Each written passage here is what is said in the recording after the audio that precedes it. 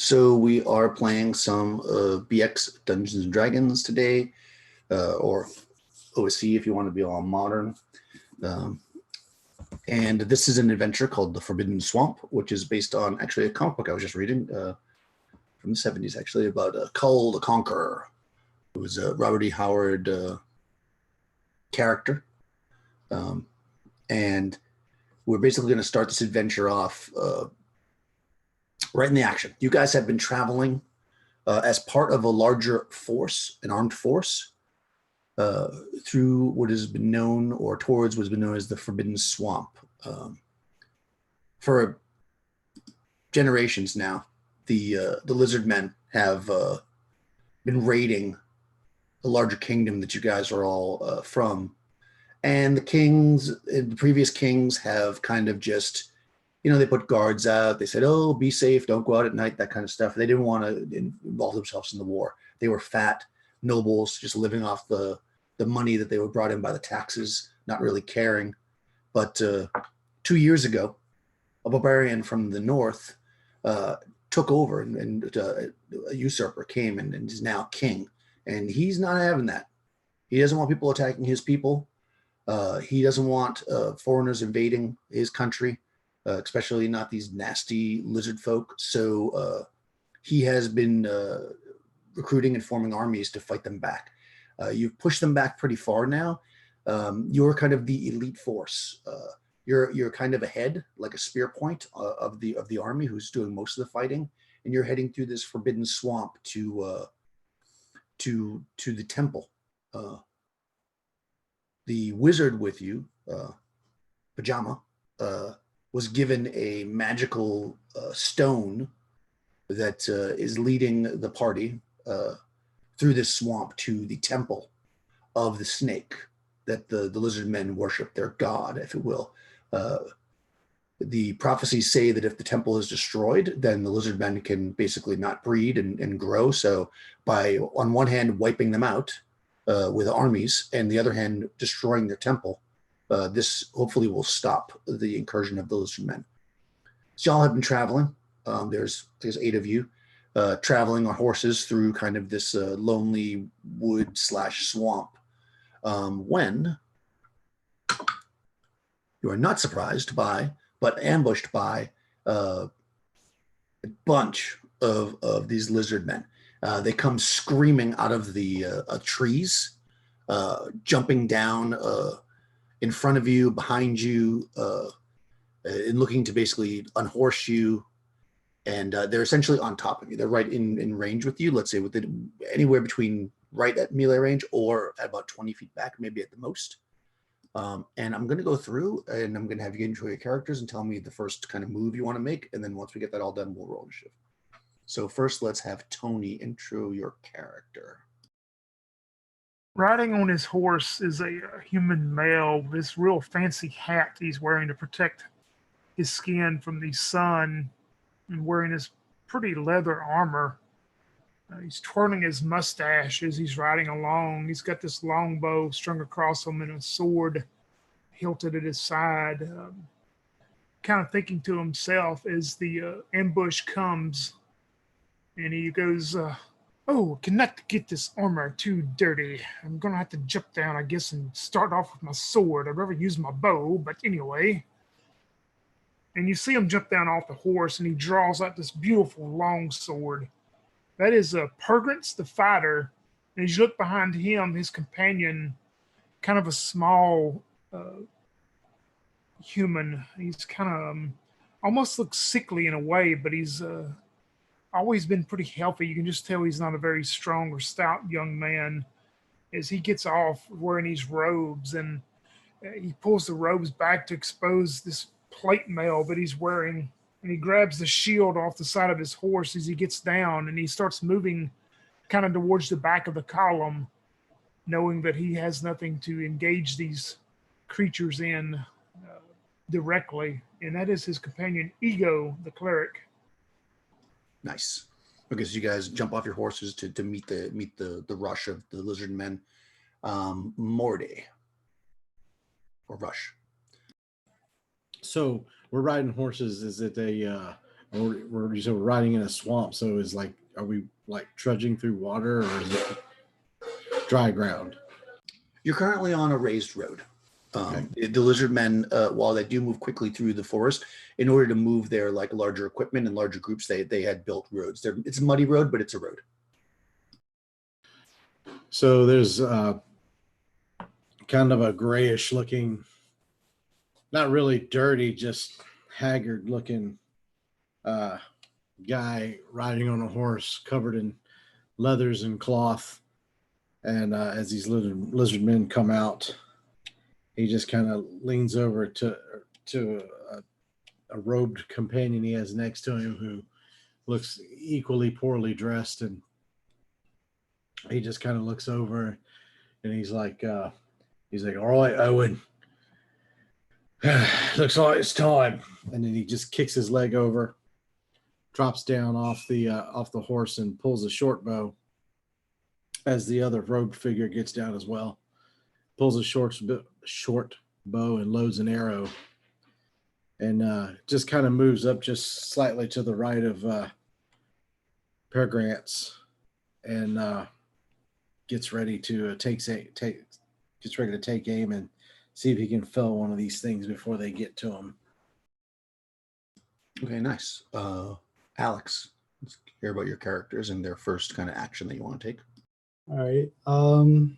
Boldrin the Hollow is a rather older male human, who seems to take up a more strange practice of mostly polishing his sword and talking to it, and doesn't really seem much interested in doing anything else besides just that. He seems to keep an eye on the few party members, specifically Pajima, that just keeping an eye on her for some unknown reason. As he does so, when the lizard folk make their presence known, he will probably draw the sword and jump off, leaving the younger man on the horse, who appears to be rather unkempt and unpracticed in any adventuring skill besides holding the lantern that he owned. And Boldrin will just tell him to stay on the horse. There's no need for you to get involved. Excellent. And finally, pajamas.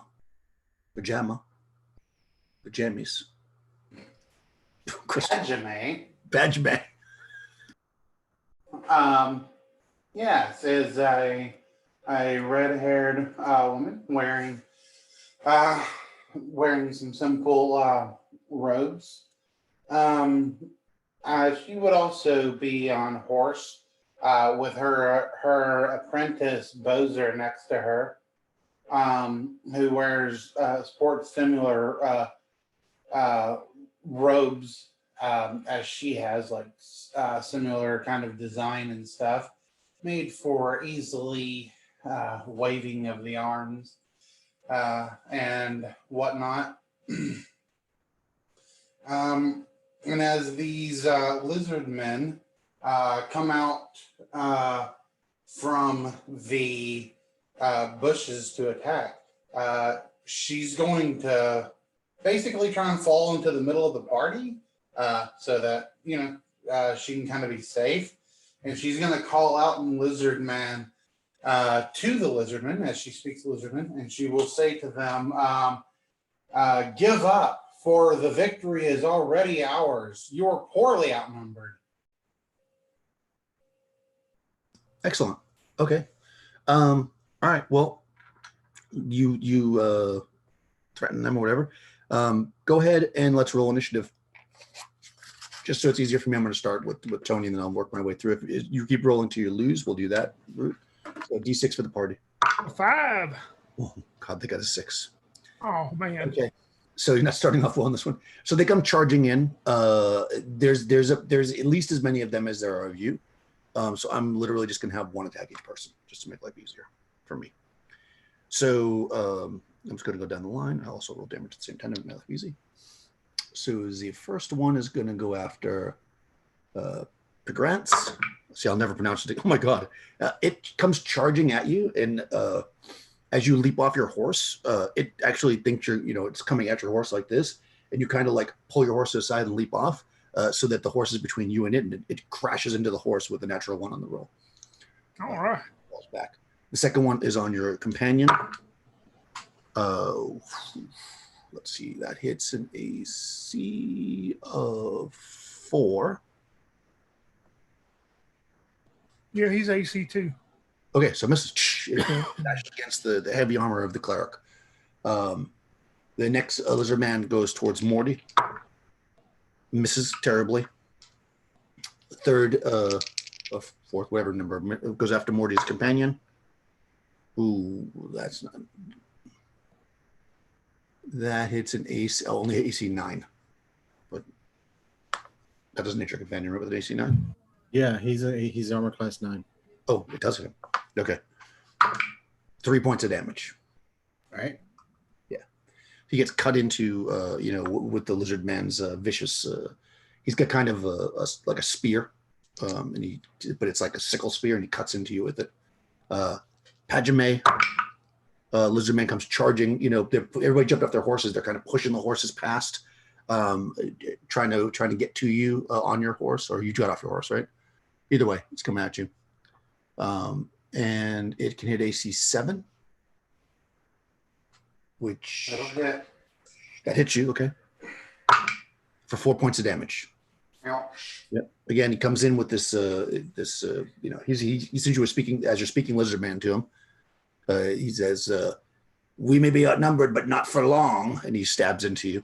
And then against your companion, AC 9. Oh, yeah. That hits them, right? Oh my god, for 6 points of damage. They're dead. Oh god. Well, that makes life easier for you now. Didn't even get to cast magic missile. Yeah, he didn't get to cast your magic missile. I'm sorry. I blame Tony for not winning initiative because you would. Finally, against Boldrin, AC 10. That misses you. Crazy that good one armor. missed. Yeah. And one guy still goes after your companion, even though he's on a horse, because they're flooding into you guys. There's so many of them right now. He misses though, so probably because maybe you get in the way or whatever. You push him back, he reels back. So yeah, the lizardmen have kind of infiltrated your ranks. Now the horses, since so many people got off horses, the horses are starting to be staggered about. So you can't even necessarily see where each other are, or you can see the couple people that are on horses. I know the one henchman's on a horse. Did everybody else get off their horse? No. Padjame stayed on a horse, right? Or did you get on the ground? No, she's on her horse still. Yeah, so Yeah, pretty much everybody else is jumping off their horses, except for you. So you can probably see where Padjame is, but everybody else is on the ground. The horses are starting to, because the stink of the lizards is starting to make them go crazy. So all right, I'm just going to go again down the line. Actually, we'll do it. We're just going to go down the line to keep things simpler for this first round. So, Tony, tell me what your characters are going to do now. You are still going to do what you're going to do. Yeah, Pergrance is going to sword the one that's on him, and Ego is going to, he doesn't have anything. This thing's got on top of him, so he's going to try to take his shield and crash into him with his shield and hit him. All right. Let's see. Pergrance will hit armor class 4. That hits. Their AC is 5. For 4 damage with the sword. Nice. And Ego is going to hit, let's see, armor class 6. No, their armor class is 5. Misses. All right. Okay, the next in line, Morty. So as Morty hits the ground and these things come rushing in, having sat there and watched Boldrin talking to his sword as he jumped down, he sees these lizards coming in. He jumps off with his short bow, and as they come in, he's like, "Damn it!" And he puts his short bow back and pulls his sword, and he kind of looks over and he says, "It's like my dad used to say, you can play with it, son, but don't talk to it." And with that, if I go after the one that attacked my magic user friend. Mhm. I'm going to say he's got cover because all the horses are running around now that you guys are on the ground. So he's got, you're going to be at least -2. You're probably close to him, but there's at least a horse between you. But would it count if I have to like sneak over there or like weave over there and do it? Would it count as a sneak attack? Oh, I don't think so. You're in the heat of combat. I don't think you can have a. All right. In that case, backstab you. In that case, I'll go for the one that's right on me. So I will attack him.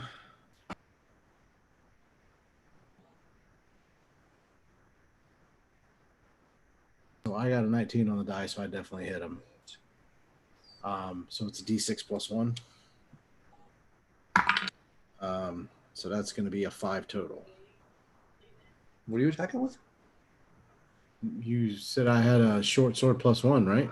Oh, no, it's a regular sword, normal sword, D8. Oh shit! Sorry. All right. Well, in that case, it's an 8. Nice. All right.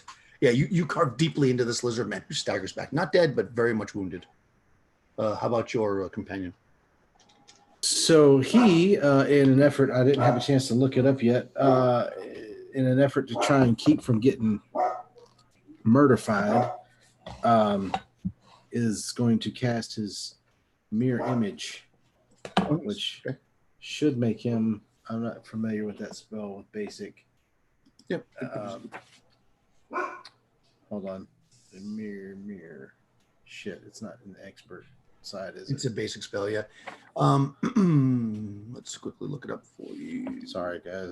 No, it's okay. I mean, I just gave you the B17. perfect. B17. There you go. I was not prepared to play a magic user all of a sudden. I threw it at you. I know. Sorry. That's all right. Okay, so mirror image, 6 turns it lasts, D4 images. So go ahead and roll D4 to see how many there are.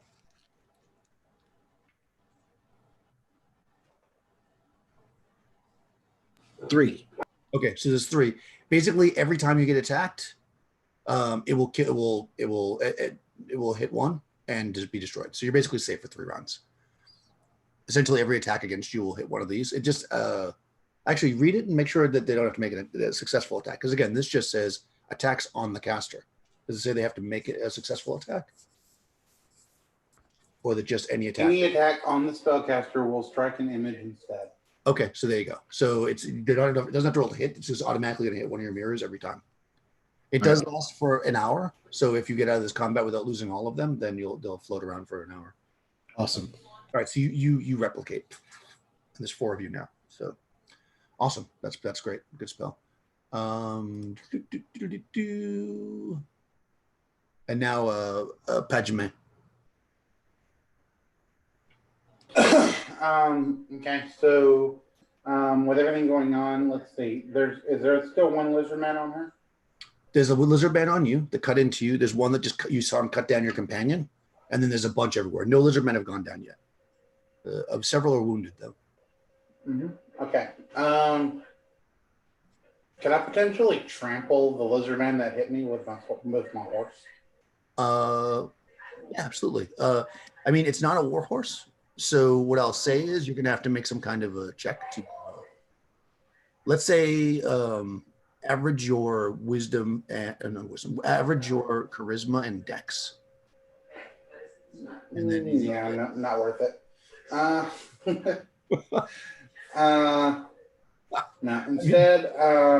Instead, Padme will just go ahead and roll on her magic.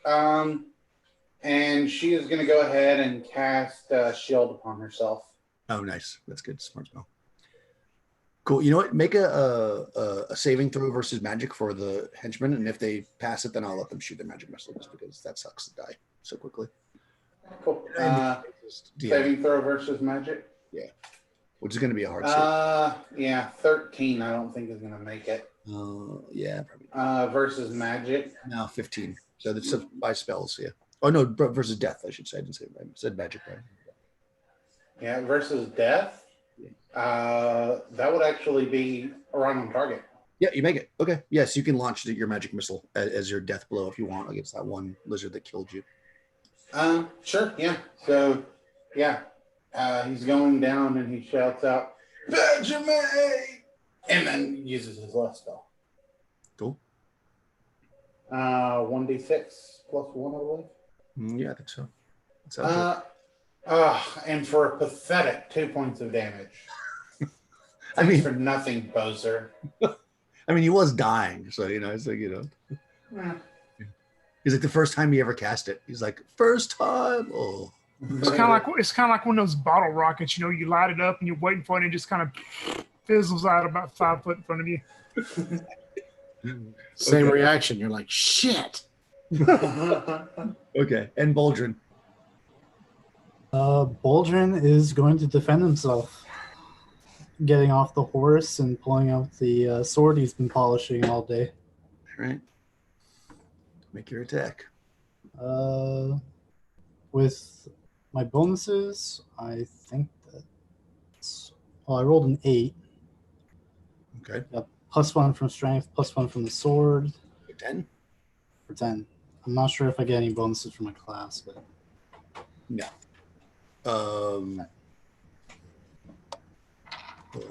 I don't have the attack tables for the classes here. Does it? What is For mine, it's showing armor class 7. 10 will hit armor class 7 okay. for a fighter. Yes. He definitely doesn't hit them because the thief's worse than you. Yeah. I'm pretty sure the thief is the same as 1 first level still. So you would basically that would hit nothing. It would hit AC 8 for you. Then that misses. Yeah. So you swing wildly and miss. So less polishing, more practicing. How about your henchman? Though is he avoiding combat, or is he going to try to swing his whatever he might have, a club or something? Well, he has a club, so he might as well defend himself if he's going to get attacked. There is a lizardman on him, yeah. He's going to hit with an nat 17. 17 definitely hits, yeah. A D4. For 1 point of damage. Nice. All right. Better than nothing. It might be the one. Yep. Exactly. That one could make all the difference in the world. Okay, cool. So yeah, so the melee is raging on. The horses are starting to go a little bit nuts. Again, basically, if you want to fight somebody who's not near you, there's going to be a very good chance that there's cover. You have to cut through. Just so you know, at this point, you're kind of engaged with the one that's on you, and if you try to move, it'll be an issue of kind of getting through the horses and stuff.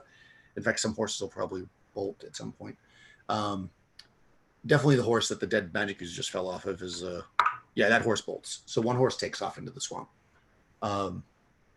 Let's go into the next round. So now I'm going to go kind of basic rules. We're going to do it by the method of combat. So is anybody going to cast? Oh, well, actually, let's roll initiative first. No, that's not how it works. Sorry, my brain's not working. Is anybody casting a spell or a missile or using a missile weapon? Or is everybody going to fight melee? I will be fighting melee. Could I, since I'm up on my horse, could I possibly throw my dagger at the lizardman? Yeah, sure. Okay, then I'm gonna do missile, I guess. Okay, perfect. Okay, so Tony, you lost initiative, so I'm going to move down to the next person, which is Rush. So roll a d6 for the side. Oh my god, they got a 6 again. I should probably stop rolling this dice. You can still tie it if you want. No, I can't. Okay, they're all just going to viciously attack you again. I rolled a 1. As lizardmen want to do. So the first one goes after Belgrain. That hits not you, I don't think. That is an AC of 8. So that misses you. Mine's 3. Henchman misses again. Morty, 12 hits an AC of 5. You're 6, right? So that hits you. Morty gets hit. For 2 points. Not bad. The one on your henchman, Morty, misses, I think. That hits AC 9. That doesn't hit your henchman, does it? Yo, your henchman's a magic user, so it might hit him, actually. I'm sorry. Was it my henchman? Yeah, I'm sorry. I'm Yeah. going to. Yeah. Your henchman. What is it? Are they 9? Yeah, he's 9. Yeah. All right, he got hit. Ooh, for 6 points of damage. Yeah, but he's got 3 mirrors up, so. Oh, that's right. Okay, so I didn't have to roll. So okay, perfect. Thank you.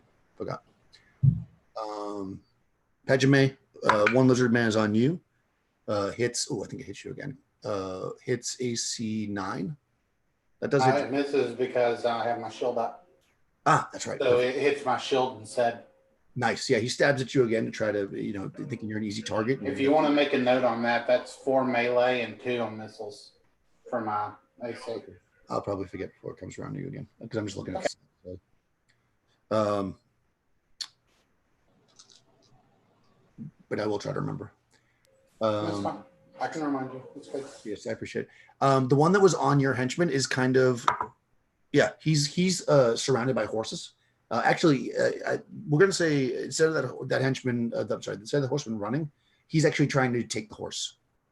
You see, he's trying to pull it away and drag it out of the thing. So that's all he's doing this round. Or maybe he's trying to get out of the. Who knows what he's doing? He's just pushing it out of the. He's dealing with the horse right now. Who knows what? Oh man, you guys are moving around. So is the next? All that's left is on Boldrin, right? Yeah. Nobody's attacked me yet. Okay. Yeah. For some reason, you guys jumped around to the thing. All of a sudden, you were in a different spot. Huh. Okay. I So already got on it. Boldrin, I got a 16, which hits an armor class of 1. Oof. Even I with your already got attacked, but okay. What's that? I already got attacked this round. Yeah, he was first. Bolden was. Okay, that's what I say. Everything jumped around on me. So this round you already got attacked. Yeah, me and my henchman got attacked already. All right. So that's on me. That's on me then, I guess. Oh, that hits you then, Tony. I'm sure. AC 1. Oh yeah. Oof. 7 points. Good Lord. Okay. Jesus, these lizardmen are tough. And 1 on your henchman. Oof. 14 is going to hit the henchman. Oh no, maybe not. He is that. No, he's AC 2. So. 14 hits AC 3. Just misses. Whew. Into the thing. That's everybody, right? Everybody got attacked. I guess I need an initiative tracker like Crystal uses instead of using the top of the screen. For some reason, you guys all moved around on me. I don't know what happened. Yeah, I've been attacked though. Everybody's been attacked this round, so it's all your turn. It's your turn now. Right. I'm gonna just start. I don't know who I started with last time. I'm just gonna start with Pejime because you're at the top for me currently. What are you doing? Oh, you're going first anyways because you decided to do missile. Yeah. I'm going to pull a silver dagger. I have 4 of them, by the way. And I'm going to throw it at the lizard man who's on me. Okay. And if I hit, I'll say something cool. Okay. Yeah. I do hit. I hit armor class, I don't know, negative something. I rolled a 19. Well, that definitely. Yeah. And then, man, only for 1 point of damage. But still, I hit. So I'll say you had your chance, and my silver dagger slams into his chest. You had your chance to run away. Sorry, guys, I'm just quickly writing things down on a piece of paper because clearly the thing keeps changing on me, so I can't rely on it.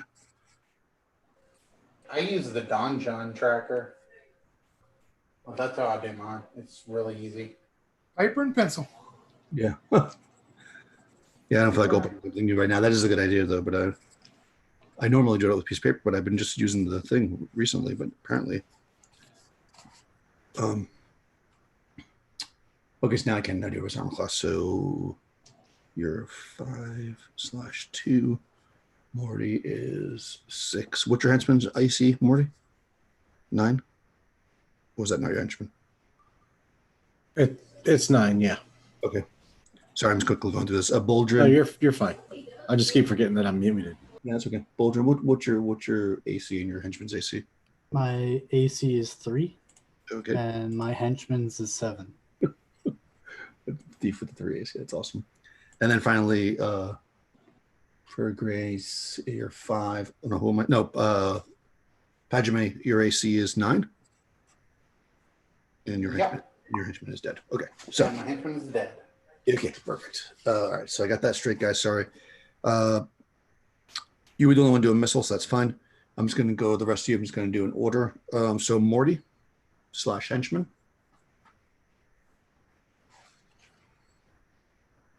So I'm going to attempt to hopefully take out the one that I hit last time.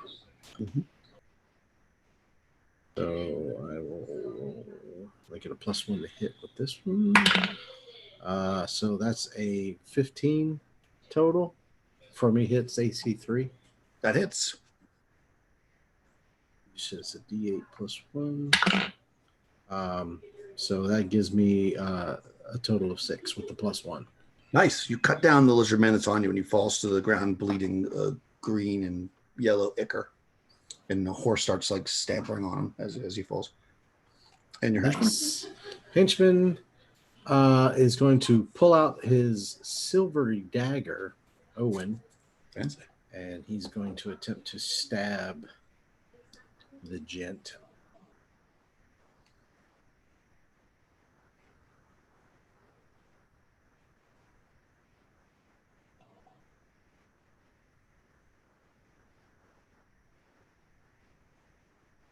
Any luck?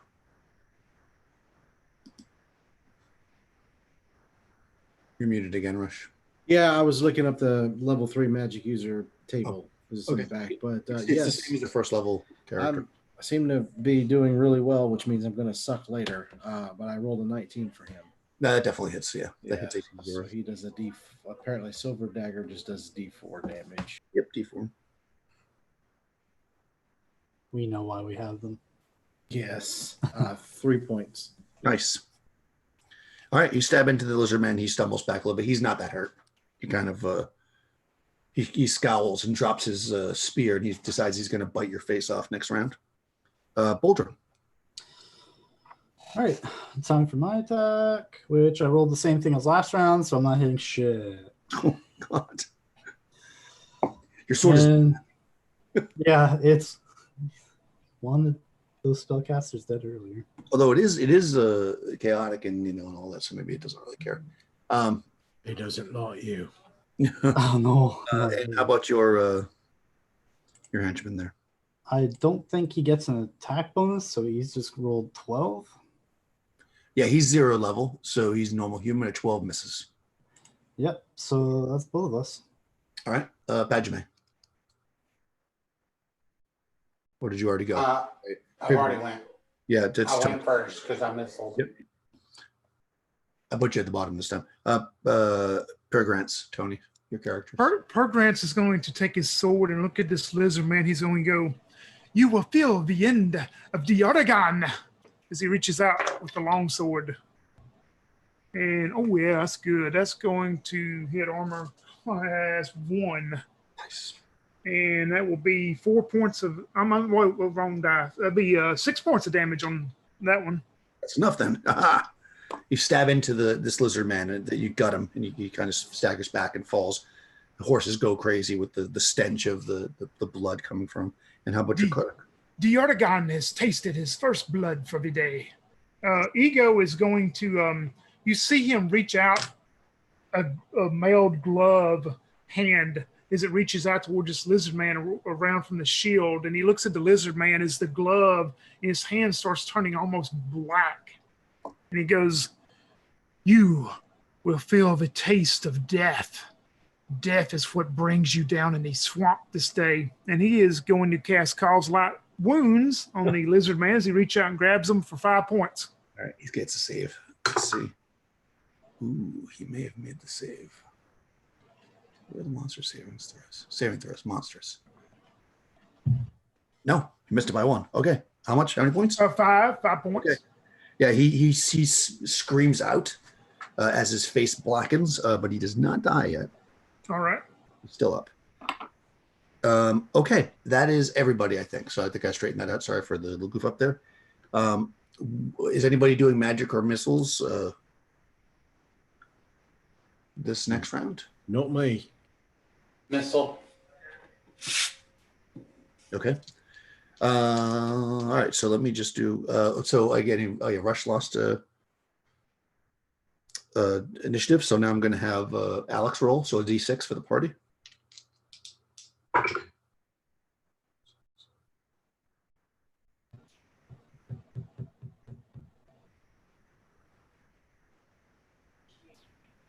Oh, wow. Alex lad. Sorry about that. What'd you get? I got 2. God. They got a 5. They're going to go first again. All right. So God damn it. you guys are stepping back on the issue. The first one, I'm just going to go down my list now in this direction. Makes more sense to me. Against Progrance, 12 hits an AC of doesn't make sense. 12 hits AC of 5. Yep, that gets me, man. Oof. 4 points. All right. Cleric Companion, missed by a mile. Morty, 13. That hits an AC of 4. Your AC is 6. That hits you. 2 points. Companion of Morty. Oh my God. 20. Hold on. He's got a mirror. Go. Wow. That's funny too. That's probably the 2 highest attack rolls I've made in the last combat rounds. A 19 and a 20 bolt against that character with a mini mirror. He's got one more mirror left. How many points damage What's did that? you do? How many points of damage did you do? What did it have been for? Yeah. But he doesn't. No. How many points did you do to Morty? Oh, to Morty? 2. Okay, thanks. Boldrin, the lizard man against you, rolls an 8, misses. Against your companion, rolls a 7 and misses, I think. His AC is... Actually, he has an AC 7, right? Yeah, he's got good AC. He's got better AC than some of the party members. And finally, Pajame against you, the lizard man, in your shield. He misses horribly. Doesn't hit the armor class of... Oh, I'm sorry. It's now. Could you tell me that number again, Chris? So it's 4 and 2, right? 4 for melee and 2 for missiles. Okay, good. So now that I did write it down, yeah, he missed by a mile anyway, so he rolled a 7. The other one has now taken the horse and is gone. So 1 left for the horse.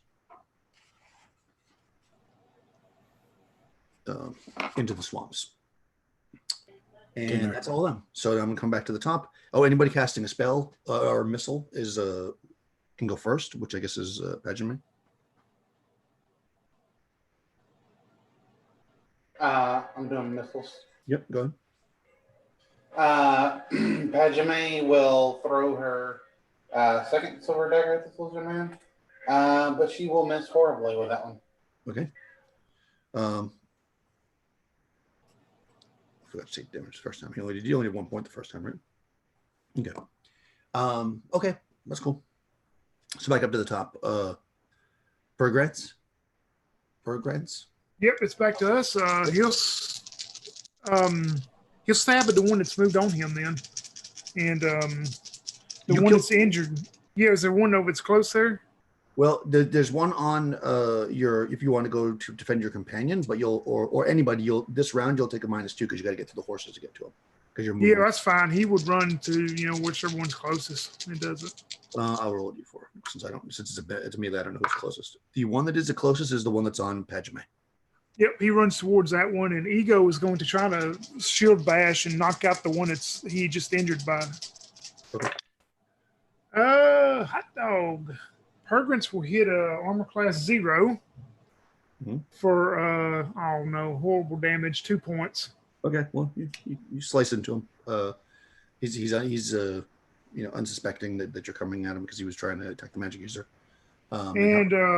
Ego with the shield bashed a guy with a 19 on the dice. I know that's going to hit. Does the shield do what, D4? D2. We'll say D2 plus 1. All right, well, it'll be 2 points then, 1 plus 1. Okay. That's cool. He's still standing, but barely. He staggers back. Okay, I'm just going to order Morty. I'm going to try and see if I can hopefully finish off the one that's on Owen. So that will be Right, so you got to move to that guy, right? So you're going to take a -2 on the free attack.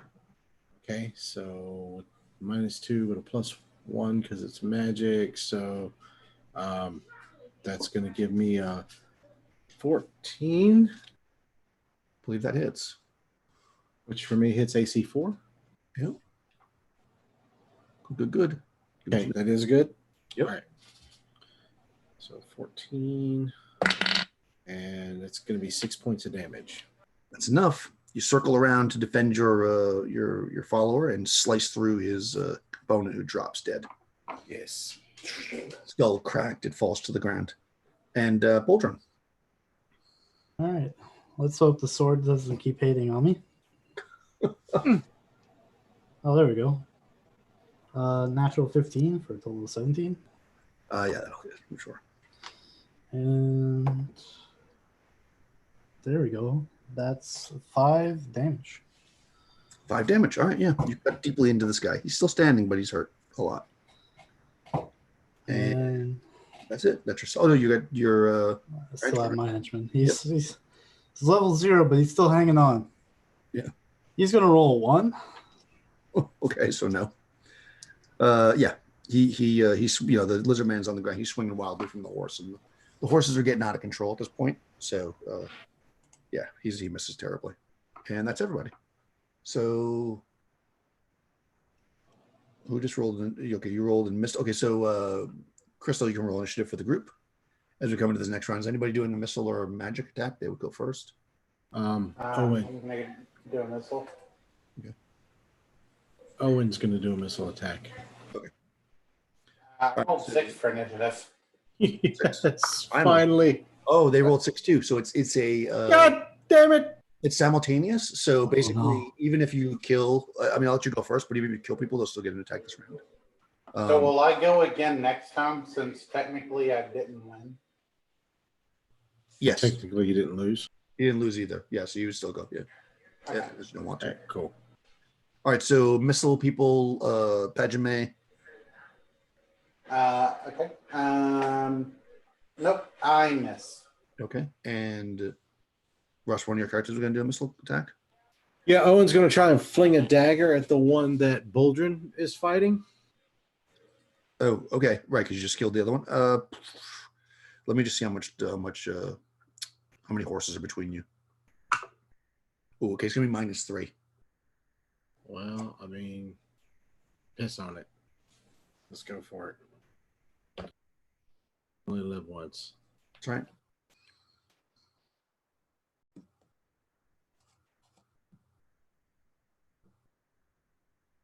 So for a level 3 magic user.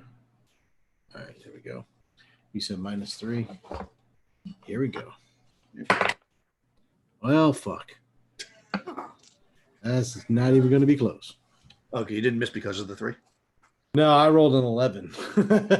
So If you miss because of the 3, I have to. now the silver dagger just goes by your general direction there, Boldrin. Flies off into the swamp and goes. Okay, so back at the top for melee attacks. That's a very expensive miss. We'll get it back.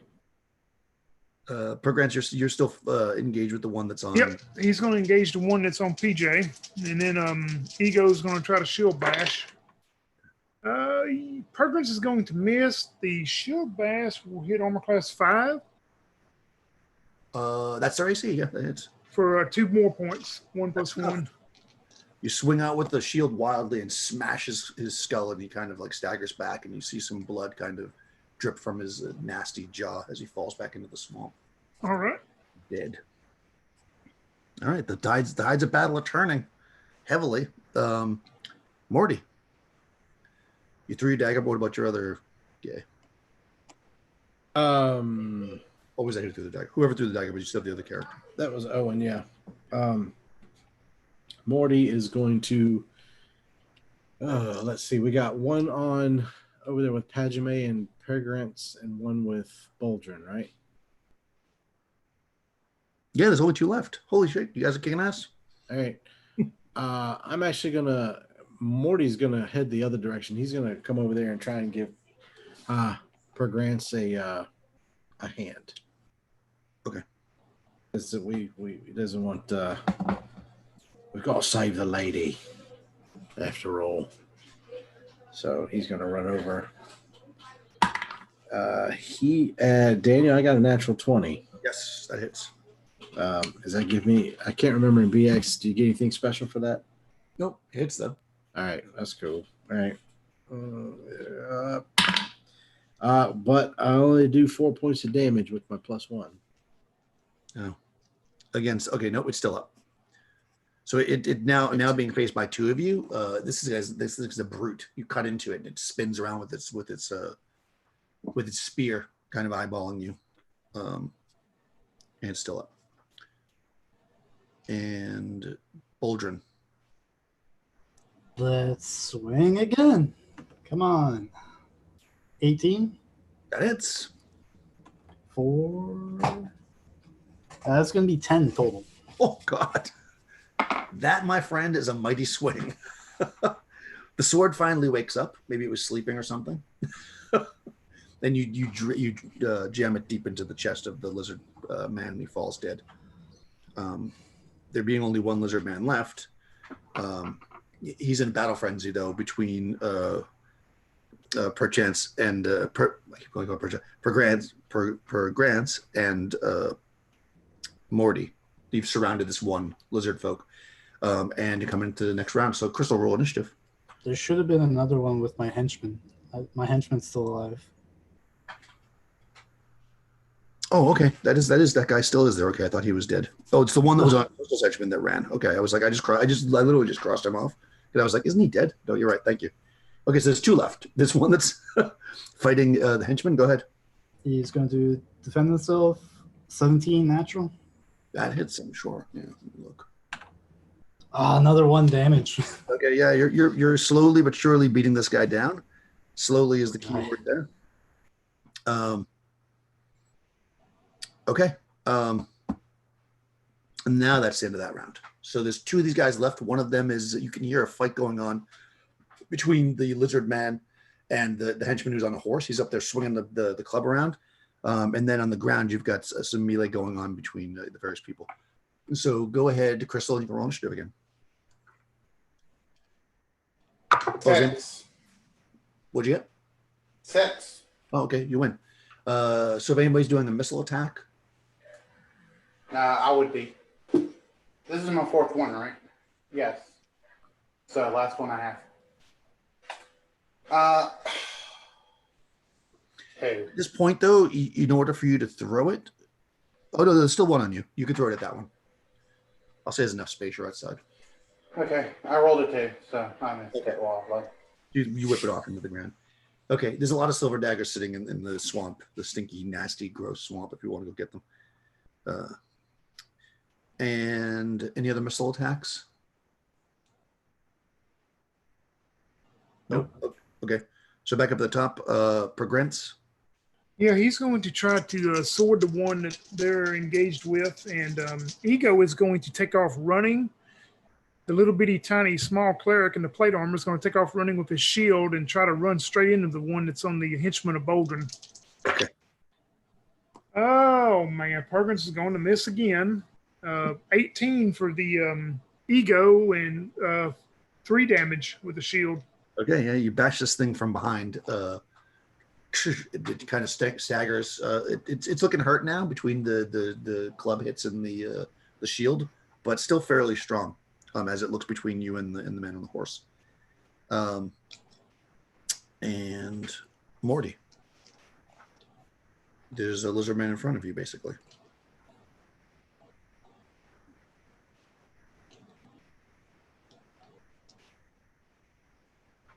You're muted, Rush. Sorry, I was pushing the unmute button. So yeah, I'm attacking the one that Tony just attacked. I hit armor class 4 again. That is. I got a 14 with all my bonuses.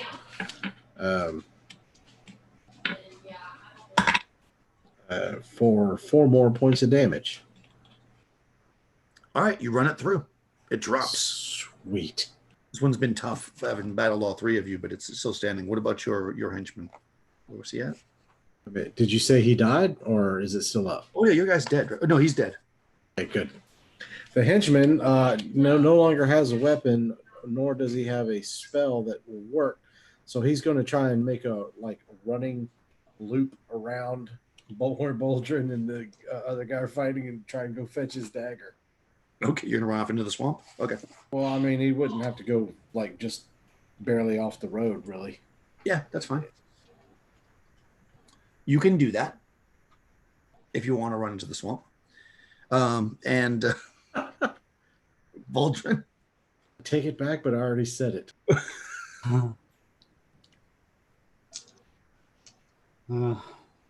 I'll look back at Lawrence and see if he's doing all right.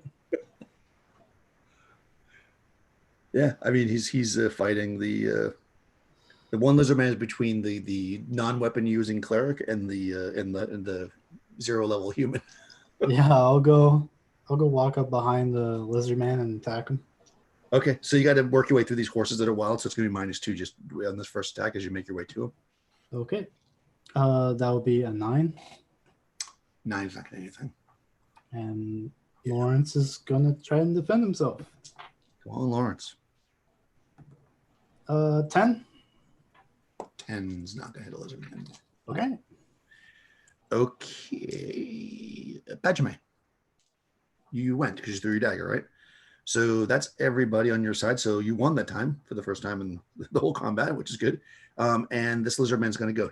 There's 3 people around him. There's a cleric, a normal human, and a thief. So I will roll the die.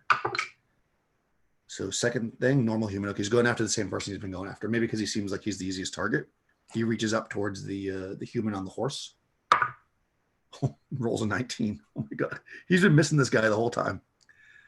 He reaches up and he tries to grab him and pull him down, and rolls 3 points of damage. 3 points of damage because it's what you see plus 1.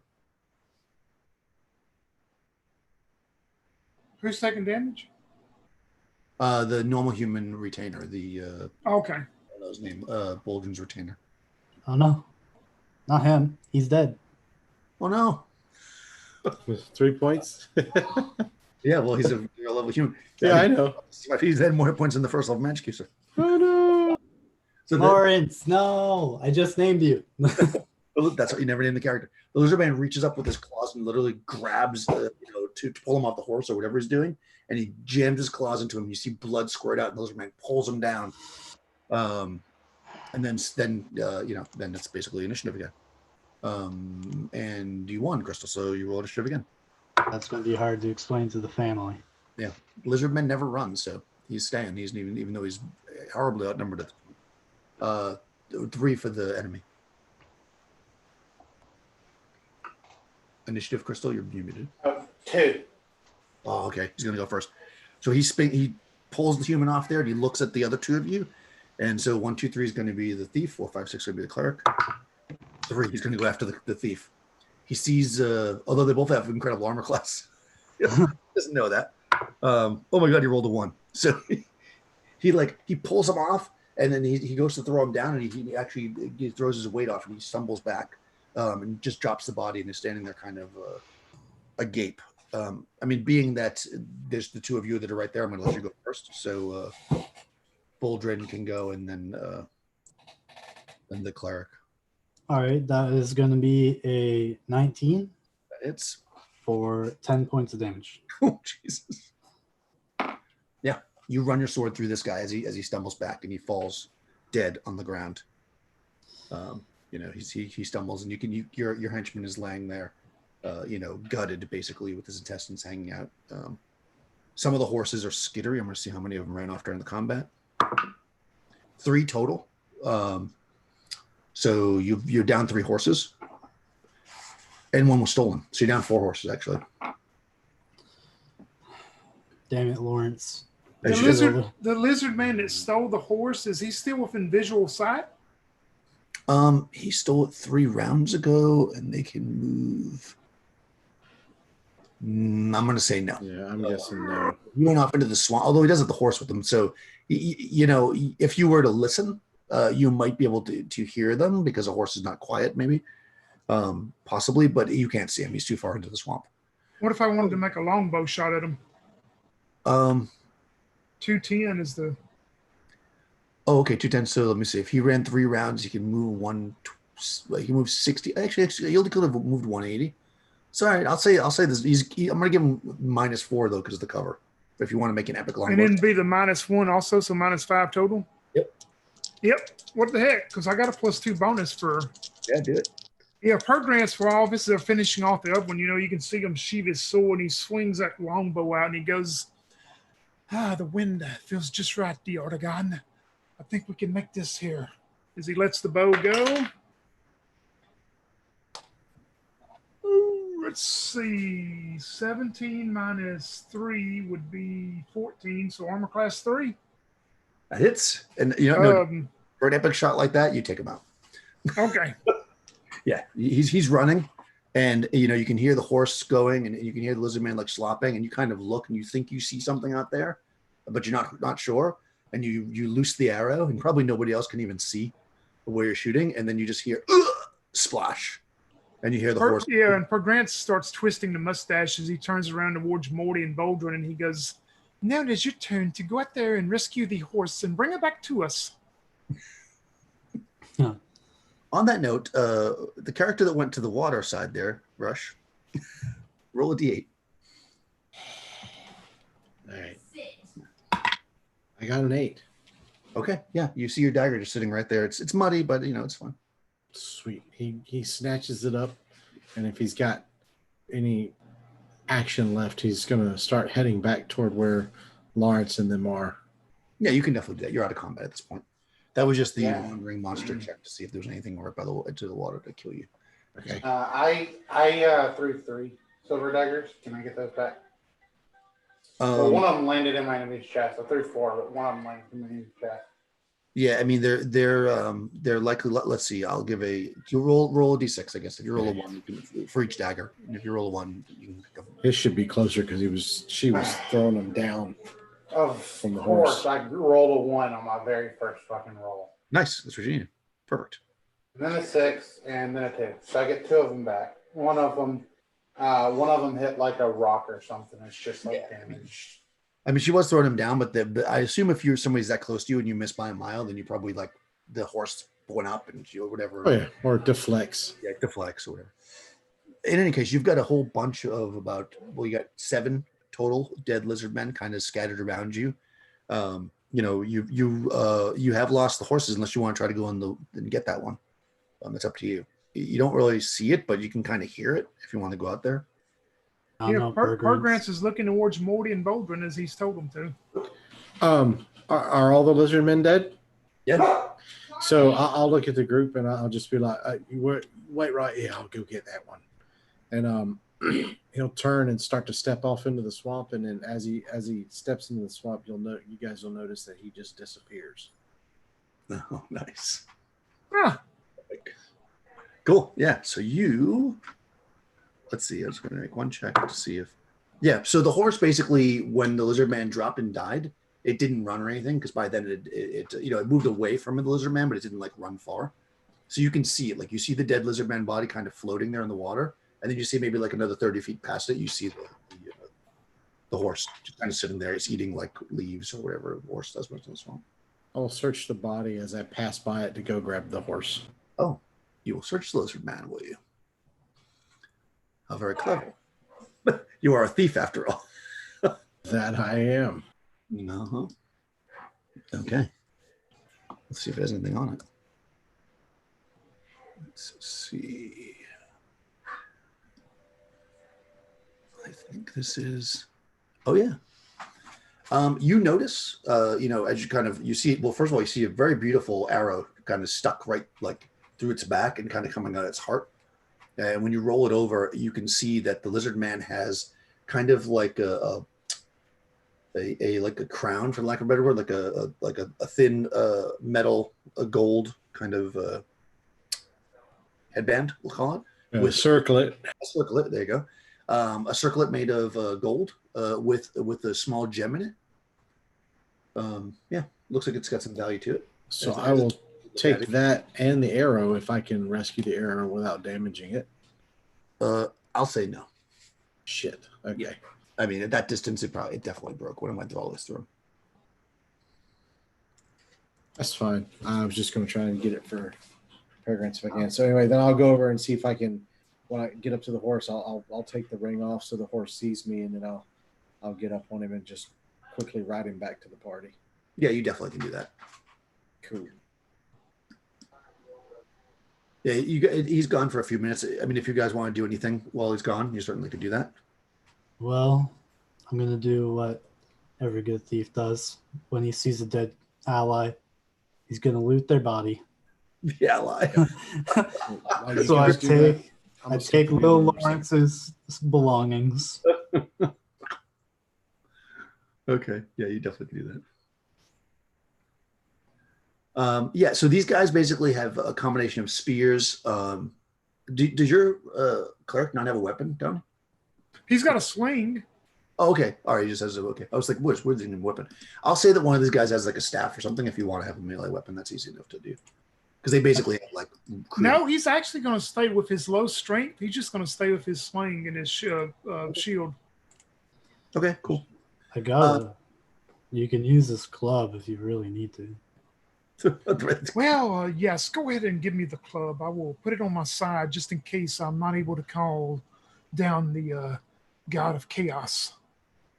Oh, Lawrence isn't going to use it. And I'll toss him the club. All right. Yeah. So if you guys want, there's some rough spears here, and there's again like a staff or something if somebody wants it. Or they don't really have much. They seem to be the guy who took off. Maybe well, I mean, meta because only Rush's character knows about it. He may have been like you noticed when you looked at him, Rush, that he was in like a little bit nicer garb. So he was probably maybe the leader. These guys don't really have crap on them, and you know nobody wants lizard man armor or whatever because it's all smelly. I mean, maybe other lizardmen want it. Okay. Actually, let me do one check for all of them just to see if there's any random loot because I'm too nice for you guys. Oh, you know what? Yeah, there's some stuff on them. I'll say as you guys search the bodies, you actually find a total of probably from humans maybe that they captured. You find 2 rings and a necklace. Padme will cast detect magic. They are not magical. They are not magical. Well, Oh, wasted that spell. either way. I'll toss a piece to each, to Padme, Peregrines, and Daniel, or to Morty. When Pergrins sees Padme jump in and cast her spell so quickly, when she finishes and gets nothing detected, he looks at her and twirls his mustache and he says, "Darling, you've been with me long enough to know that the sword I have can also detect magic, and it will not cost what it usually costs you in losing things. So next time, do not forget that I can help you with that." Well, I mean, well, thank you, but you know, it's a spell I have. No, I don't know if your sword has charges or whatever. So Okay, so yeah, so Morty gets back to the party, or he's getting back to the party. Rush is actually off for a second, so he gets back, and you find a few like bases. It looks basically like maybe they captured. You know, they capture humans and they eat them and stuff. This is definitely human jewelry, and it looks pretty valuable.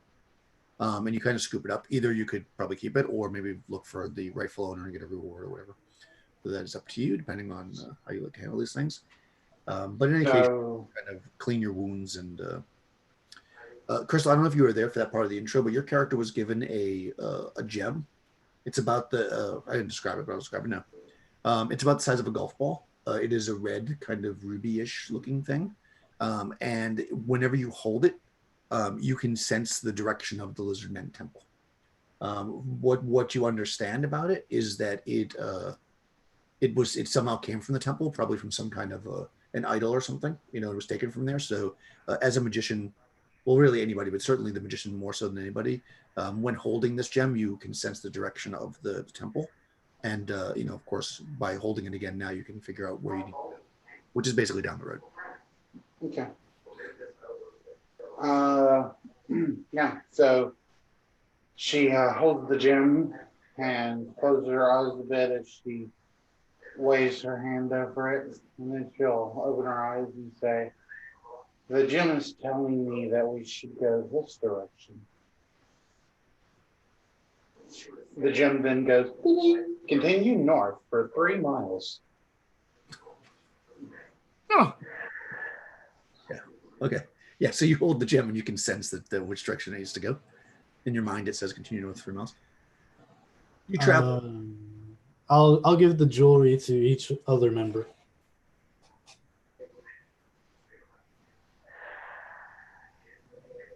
The one ring, the 2 rings and the necklace, I'll give one to everyone else.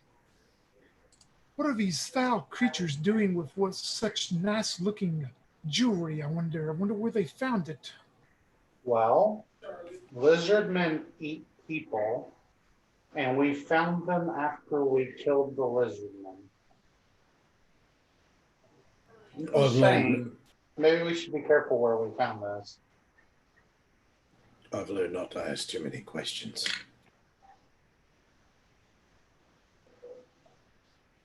I don't much care where they came from, just that we found them. Well, take a look at them here, Morty. Do they look maybe ancient relics to you, or are they pretty new, you think? Morty would take the kind of the rings and necklace. And he'd look at him. He's like, "I ain't no historian. I don't know if they look ancient. I just know they look expensive." Of course. You know what they say, money makes the world go round. That's why we're here. Aye. I'll get back on my horse. Okay, yeah. So you guys basically lost a total of 3 horses then, and you lost 2 characters. So somebody's doubled up, I guess, or walking. If we're not riding fast, Morty will actually slip the ring back on and just walk along with the group. Okay. I mean, yeah, you don't have to ride fast if you don't want to. You're heading through the foresty, swampy area. It actually, what you notice about this swamp, as it would be, is that there's areas that are which is actually not unlike many swamps. There's areas that are kind of more kind of swampy, for lack of a better word. Where there's deeper water and where the trees are actually growing up out of water. And then there's parts of it that are more almost like a forest that just kind of is like just a bit of wet and stinky. With like kind of like rotten leaves and stuff, but you can definitely walk through it as you go. So you're kind of coming into that part of it now where you're kind of leaving the more kind of water-based swamp area as you travel along. And, you're able to make pretty good time because like I said, you're on a road. It's a road that's of beaten dirt created clearly by lizardmen over years and years of transporting their troops this way.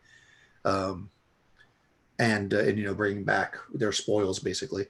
And you follow it for most of the day. And eventually you come out into basically what it would be considered kind of like a grassland, like a wet grasslands.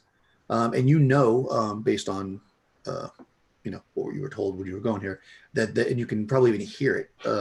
There's a large river that separates kind of the lands where you're from and then where the lizardmen are from. So you know that you're going to eventually encounter this river, and likely have to cross it.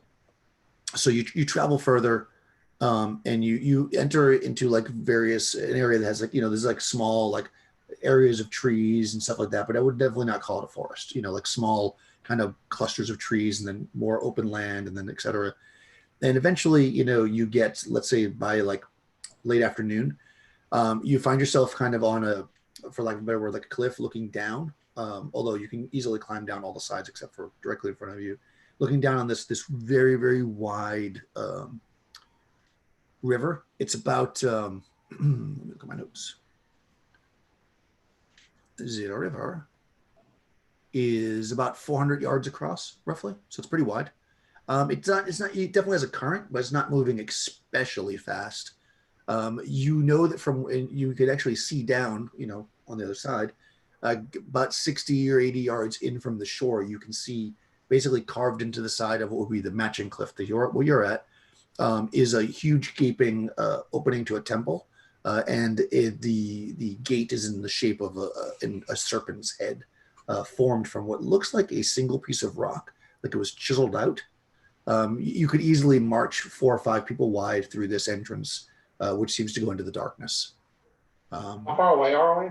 You are from it. You're probably the river's. You're about 60 yards back. The river's about 400 yards across. It's about 60. So say you're like 600 yards ish at the most. Okay. Yeah. And how far does that wand of enemy detection go? 60 feet. I mean, I guess outside it would go 60 yards. No, because magic doesn't, right? Magic doesn't change, right? The distance does, but not the area of effect. Oh, yes. Okay. No, you're right. That would be an area of effect. So yes, 60 feet. It doesn't go. It doesn't get bigger. You're absolutely right. Well, like let's say a magic missile would go, that would be transferred to yards, but not like the area of effect of, let's say, a fireball. You know. Yeah. Oh, I can erase these lizardmen. Could you kill them all? That's pretty good.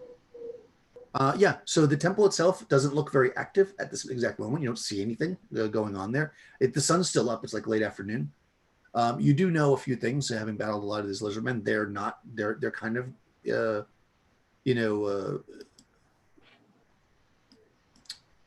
they're more active. In the evening sometimes, especially inside. They hunt like during the day because they want to be out in the sun. But then they might not be in there, or they might have already gone. It's hard to tell by the time of day, but you don't see any people at this point.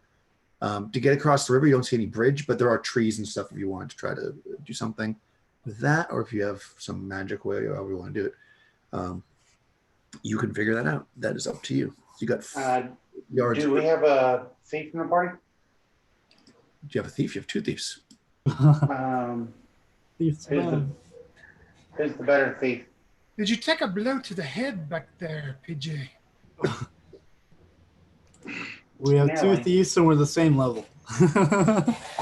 Yeah, but I'm saying like decks and stuff. So, Oh, all right. what is that word you speak of? Dex. It's complicated, Matt. Like you're gonna have to learn how to read first programs. Anyway. Oh, well, I have an excellent intelligence, but anyway, thank you. Hey, can I interrupt you guys for just a second? Yes. I've got to. I apologize, but I've had a little bit of a family emergency just pop up. I'm probably going to have to step away. If you want, I can. My character is on a form fillable. I can post it into the chat if somebody wants to take over to play him. But I've got an issue I need to go tend to. Okay, so you're not going to be able to come back for sure? I don't know. Right. I will try. All right, well, don't worry about that. I mean, unless somebody wants to. I guess if you don't mind, if it doesn't take a second, just throw it in the chat. Okay, yeah. Nice. But otherwise, I don't think we need to play our character unless. All right, I'll just do this real quick. Sorry, guys, I am really, really, really, really sorry. Yeah, no problem. Well, happens. Yeah, but I feel like shit because of it. Yeah. Fair enough. I will kill you another time. All right, it should be in the chat. If I can get done in time, I will. I'll come back. All right, no problem. I'll just leave this up and running. All right, do what you got to do. All right, thank you, guys. All right. Okay, so Morty had to stay back and guard. So who's we have one thief now? Who's the better thief? Aldrin. Yeah. The one who stayed. Yeah. How deep did you say the river is, or can we tell? You want to go and check it? You'll have to climb down the ridge to see it. You do know that anybody in the temple that's looking out will be able to see you for sure if you do that. I mean, you're not. Hajime will say, "Look, I can cast invisibility on someone, and I guess preferably the thief, since you know how to sneak and all, and you could sneak up there without anyone seeing you." Right. I'll give it a go then, if that's what you want me to do. Then I'll get off my horse and walk over to her. Okay. So just make sure you don't attack anyone, or you'll become visible. think there's some other rules. Maybe think for a second about those other rules. Yep. Yeah, don't attack anyone. Right.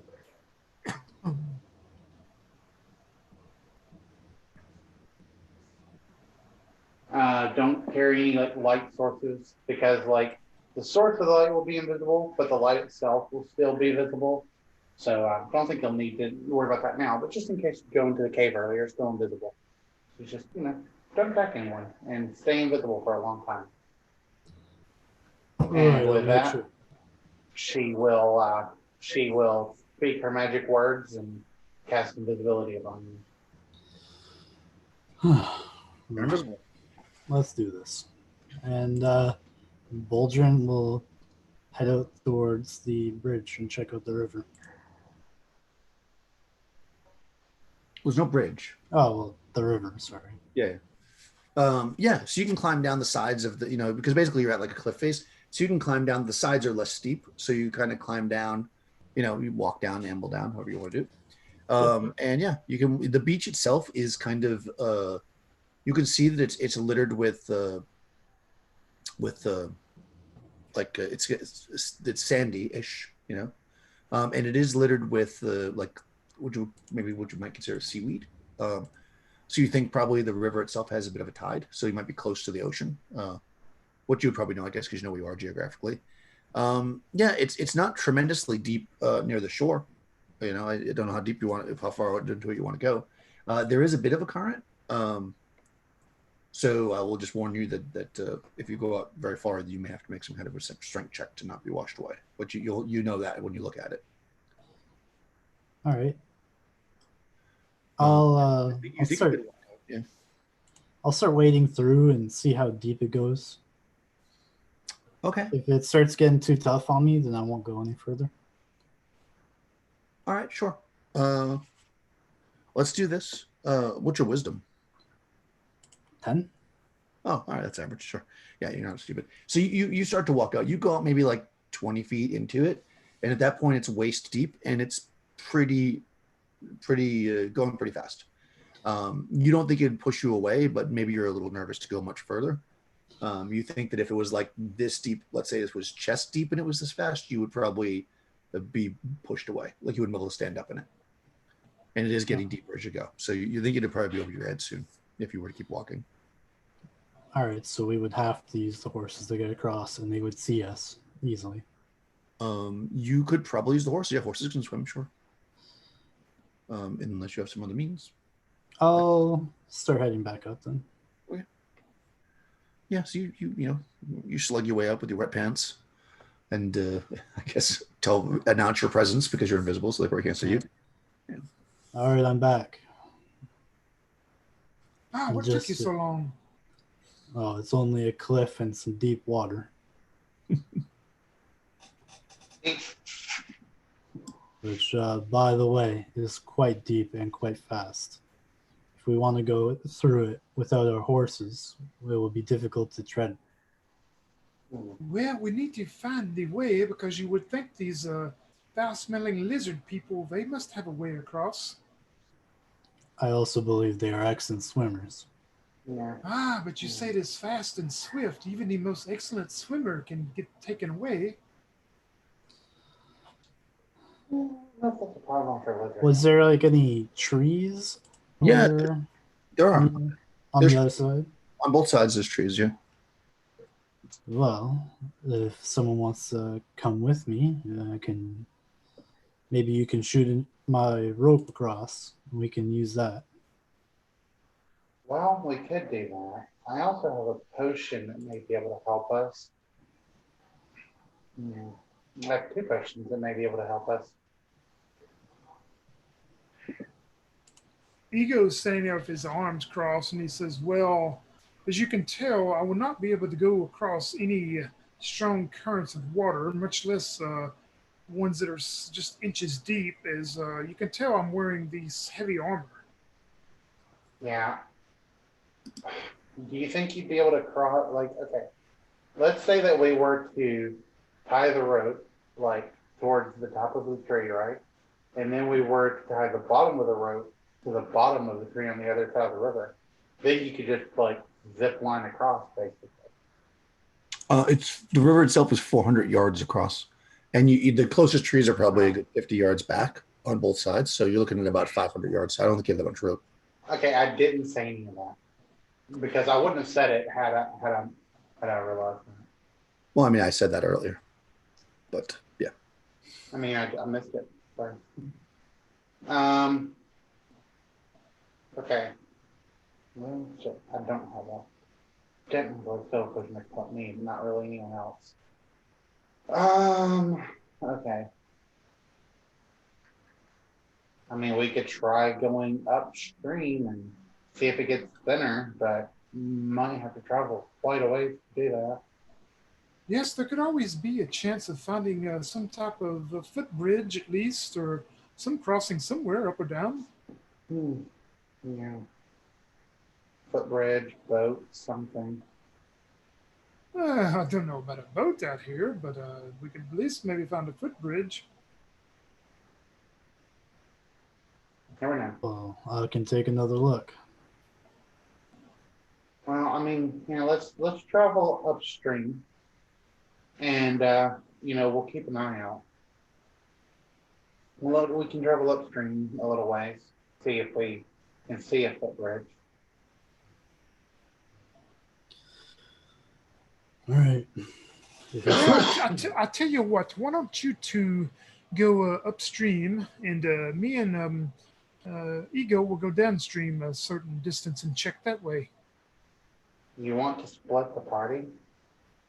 Well, we need to save as much time as we can. But you want to split the party?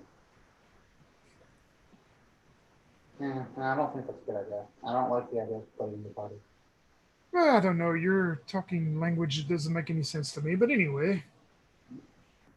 I mean, I don't understand what you don't. What language you don't understand when I say I don't want to split the party. PJ, you just tell us what to do. We'll do it. You're the master. Tell us what to do. I'm not a master.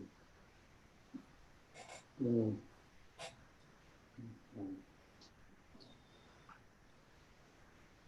So basically, just so it's clear, you've got this. When you're on this kind of high area, if you go down either side of it, so up or downstream as you're talking, there's like a bunch of like little like areas of trees, on this side for the most part. The other side, there's also some trees. There is a bit of a beach, and then you've got about 400 yards worth of river to cross. And on the other side, a little bit of a beach, and then you've got the temple, and you have kind of again some trees and stuff. Can we make a raft? I mean, you could. How long would it take to make a raft? 3 hours. Let's make a raft. That's what Padme says. She's looking at all the trees, and she says, let's make a raft.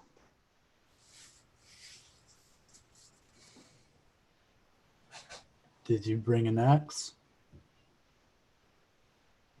Why would I have an axe? You guys are like the fightery types that would have axes. As long as you've been traveling with me, I'm a bowman. I mean, if you want to have an axe, you can have an axe. It's a pretty common thing that people would carry. Well, then I'll take it from Lawrence. Yeah. Axe. You got basic traveling stuff, like tents and axes and shovels and stuff like that. I'm sure. I am the nicest DM ever, so I'll give you that. Well, I found this one on Lawrence. Could be useful. Okay, cool. Great. We have an axe. So let's make a raft. Okay. So how are we going to make a raft? What do we have to roll something? No, I don't think it's hard to make a raft. Do you have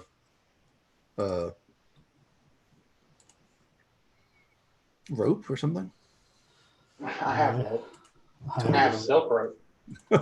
Well, you have to use up your rope, basically. I have hemp rope I can use. They take all of our rope. Do you want to take the horses across? I'm gonna. I say we. So you can basically with a raft, you can carry 50 coins per square foot. So if you make a raft that's big enough to carry the horses and everything, then you're probably gonna have to use at least 3 bundles of rope, I would imagine. What do you guys think? Should we make it big enough to carry the horses? No. Yeah. See, I don't think so either. I kind of think just leave the horses over in the trees on this side. Okay. So how many You bundles? can make of like rope? there's what, 6 of you, 5 of you, 5 of you. Yeah. Well, I've got 2, so Yeah. So I mean, you could probably make like a 10 square foot raft. We'll say you could make with like maybe. I'll say you could use 1 bundle of rope to make a 10-foot square raft. That would hold a few people, just you guys, without any horses or anything. I'll sacrifice my skill plate because it's And not- better than hemp. And all that stuff I just said, you have like tents and stuff you'd leave behind. I mean, you just take your adventuring equipment, basically, like your weapons and Okay. stuff. You can do that. Sure, you can make a raft if that's what you would like to do. So yeah, it was afternoon. So by the time you're doing this, you're coming into the evening. And I'm assuming that as you're kind of building the raft, you're making it near the tree line, but you're kind of out in the open at some point when you drag the raft over. But as you're kind of making the raft, because you're cutting down trees and stuff that is not completely quiet, you start to hear about an hour or so, 2 hours into it, 'cause it takes you about 3 hours to build it. You start to hear like drumming, like native drumming kind of stuff going on from at the temple. If they're having a party, it's gonna be fun to interrupt that. Yeah, it's like a house party. It's like dum, dum, dum, dum. Yes, and I'm sure they're just waiting for us to show up as the main course.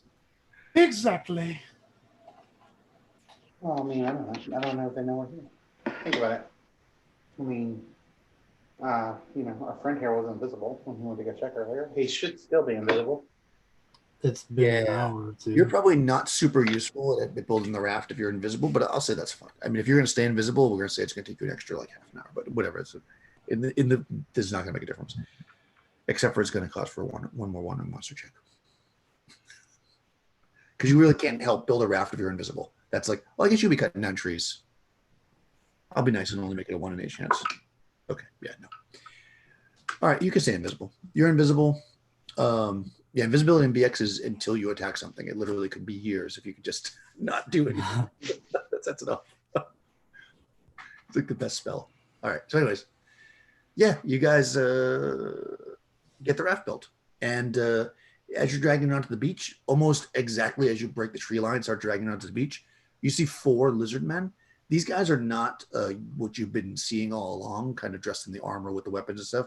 They're basically, you can only tell they're lizard men probably because their tails sticking out in their feet maybe. They've got like hooded cloaks on and robes, like all down almost like priests.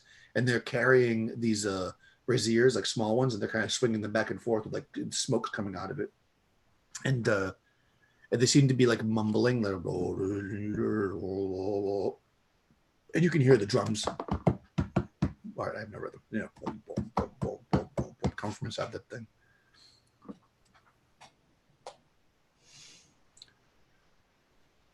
So what do I do? Are they on the other side of the river? Yeah, they're at the temple. So basically, you've got between, assuming that you're at the edge of the beach, you've got the whole length of your beach, which is like 60 yards, the river itself, and then another beach length, and then the temple. And they're at the temple. They're basically at the temple looks like a giant snake head. They basically are standing kind of in the open mouth, more or less. Are they like coming out of it, like walking towards the beach, or walking back towards the temple itself? They came from inside the temple, and they walk to kind of what you would call like the front porch part of it. Like they walk out on the stone part of the temple, and they just stand there, and they're kind of waving their things, and they're like, whoa, whoa, whoa. Well, this drum's boom, boom, boom, boom, and you hear them mumbling.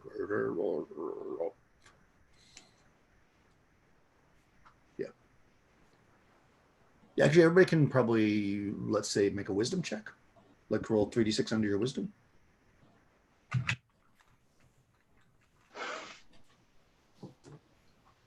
No, that's 12. That's too high. I made it. Yep, I did too. Yeah, so you imagine that there's some kind of priest or something making some kind of incantation, maybe nobody's a cleric. Oh, no, actually, you do have a cleric, right? Yep, I do. See if the cleric made it. Does he have stats? Or Yeah, no? he's got pretty good. So, well, he's got the same wisdom as I do. 4, 6, 8. Yeah, 8 out of 4. 8 out of 13. Yeah, I mean, he thinks he would imagine they're casting some kind of a spell, or preparing it at least. They're kind of far away. You can't really hear them, but to his mind, they're probably casting some kind of ritual spell. Ego will speak up. I do believe they're in the middle of casting some ritual spell of their awful god that they serve that needs to be destroyed. It could be going on for some time. I don't know what to suggest. We could stay here to nightfall and try to cross at nightfall during the night, but they could be doing this for some time. I mean, I say we just cross now, meet them at the banks, and slew them all. Oh, yes, how smart. Let's cross the river now, and they see us coming, and they'll call 20 more of their friends out. Yes, let's do that, Pergrant says. I mean, you would guess that they may have seen you already, as you are out in the open, but you don't know that.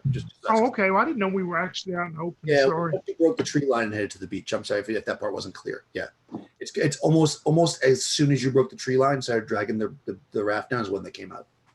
The drumming had been going on for a while, but as soon as you broke the tree line is when they came out. Okay.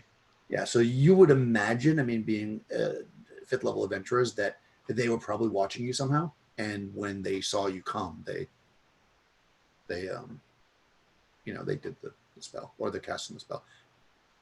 So, All right. Pergrant didn't say that, man. Yeah. I was like, sorry if that was unclear. Yeah. A couple of people are saying things that actually, I guess I'm not being clear. So, try to be clear. You guys you're chopping down trees. Once you start chopping down the trees, which makes noise, you start hearing the drums. Then once you built the raft, you dragged it down to the beach. That's when they came out. Okay. So they kind of knew you were making a raft probably or something because they heard you chopping down trees. Because there's no way to chop down a tree without making noise. Because you never saw it. Nice. All right. So. I mean, that doesn't change anything. I'm not saying you can't wait till nightfall. I mean, you can do whatever you want. I mean, But they cannot see Boldrin right now, so they only see us 3. that's Then. correct. One of you is invisible. The rest they see. So they see 4 people dragging a raft. I mean, you left your horses, I'm assuming, in the tree line, so they don't see horses or anything. They just see 4 people. 3. It'll be 3 of us, won't it? PJ and me and Ego. Oh, that's right. Boldrin's retainer died as well. Oh, sad. Yeah, there's just 3 of you. All right. So I say we jump on the raft and start heading across. Yep. Yeah, to do. And Padjame will warn Bolgrim, try not to attack. If you do, at least, do one of those cool backstabby things you thieves do. You know what? Since he didn't die, I'm going to give you Rush's retainer at least. Whoever wants, either Crystal or whoever wants to run him. It's a magic user. I don't have a retainer, so. And I am a magic user, so maybe it's like, hey, you have a spot open now. Yeah, so they already cast their mirror image spell, so they just have the floating disc and protection from evil, but they haven't been hurt either. So they had 9 hit points. He's not messing around. So yeah, because that spell would not be active anymore. I don't think that is a limited amount of time. I'll check that just to make sure though, but I'm pretty sure that only lasts for a certain amount of time. Yeah, magic mirror. It only lasts for 3 turns. Yeah, so 30 minutes, which is a long time, but not long enough for the building thing. So yeah, my shield isn't active anymore either. It only lasts 2 turns. Right, the shield will also be down, but the invisibility lasts forever. That's why it's the best spell. Yep. All right, and you don't have to concentrate on it or anything. So, so you guys start sliding the boat down. So just so you know, mechanically, like a makeshift raft, which is what you guys made, it moves at 60. So it's going to take you to go across 400. It's going to take you like 7 rounds or whatever to get across. Well, I guess that's not combat move. That's turn move. 7 turns. It's going to take you a bit to get across the river. It's wide, and you're like paddling or whatever. We'll say it's going to take you, we'll make it rounds to make it easier. It's going to take you half that number, but in rounds. So 3, 10. It's going to take you about 12 rounds to get across. So about we'll say 5 minutes, which isn't exactly 12 rounds, but that means seems realistic to get across the river. Yeah. So you guys get on the raft, including the invisible character, I assume, and you guys have like poles or paddles or whatever you carved, so you can kind of direct it a bit, and you start moving across. Yeah, and there you hear them intoning like louder. So let me see how many rounds this takes. Oh wow, okay. So when I said it was going to take 30, 12, right? Okay, so you're just about halfway into the middle of the river, and Crystal, roll a d6. Okay. 5. 5. All right. You guys see some heavy splashing around the side of the raft, and you kind of, somebody, maybe your character sees it, I guess, because you rolled it. Padme sees it, and you look over there or whatever, and as you do, out of the water comes a humongous serpent head, and it hisses at you. And let's take like a 5-minute break to use the restroom. Okay. And we'll have a 5. But you were not surprised, which is important. Yeah, I gotta go. This raft was an awesome idea. I'm glad I thought of the this raft. serpent, man.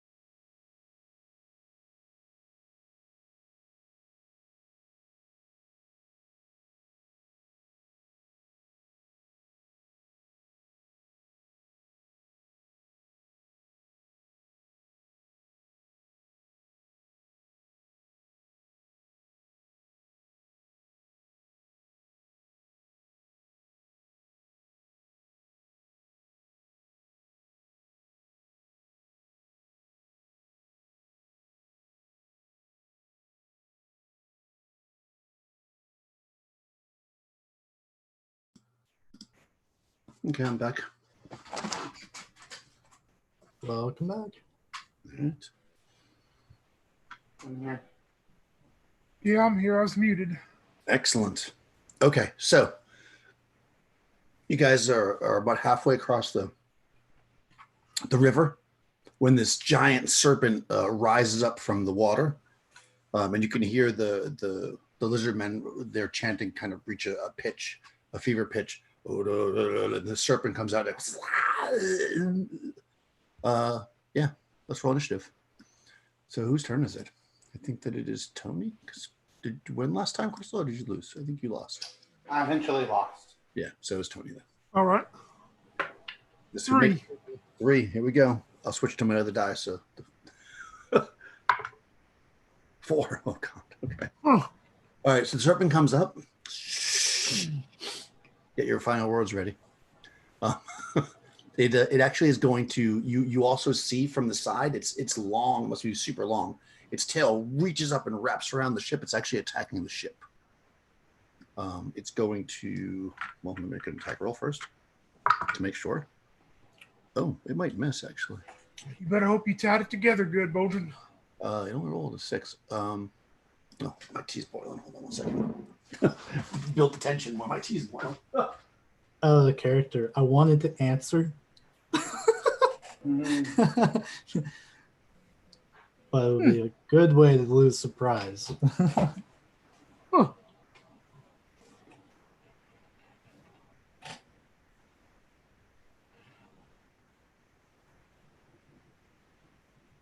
Well, hopefully I hit it and manage to get a backstab. Yep, if it don't pull us all under.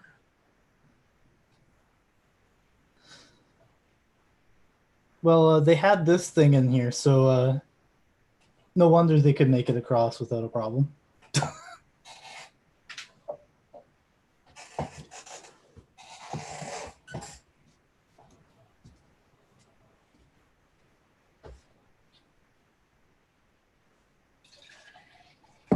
All right, sorry.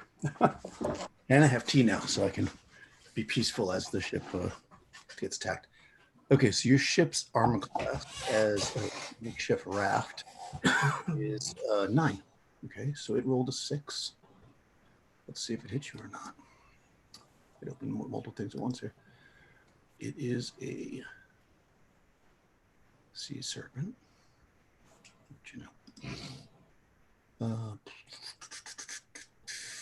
Okay, it rolled a 6, which hits AC 8. Oh, yep. It hits you. Coil around and crush vessel. Oh, okay. I guess it's just going to crush you, I guess. Does it? Oh, here we go. 1d10 hull points of damage. Let's see how many hull points your boat has. You may have been wishing to have made a bigger boat. So your ship has makeshift raft, 5 hull points per 10 foot. So you got 5 hull points. Here we go. It may actually not destroy you in one hit. Let's see. 8. Oh, okay. So it wraps around the raft and crushes the raft and it falls to pieces. Everybody's in the water, basically. So, yeah, you guys fall into the water. Pieces of boat flying everywhere. You're about 200 yards from the shore, or from either shore, I guess.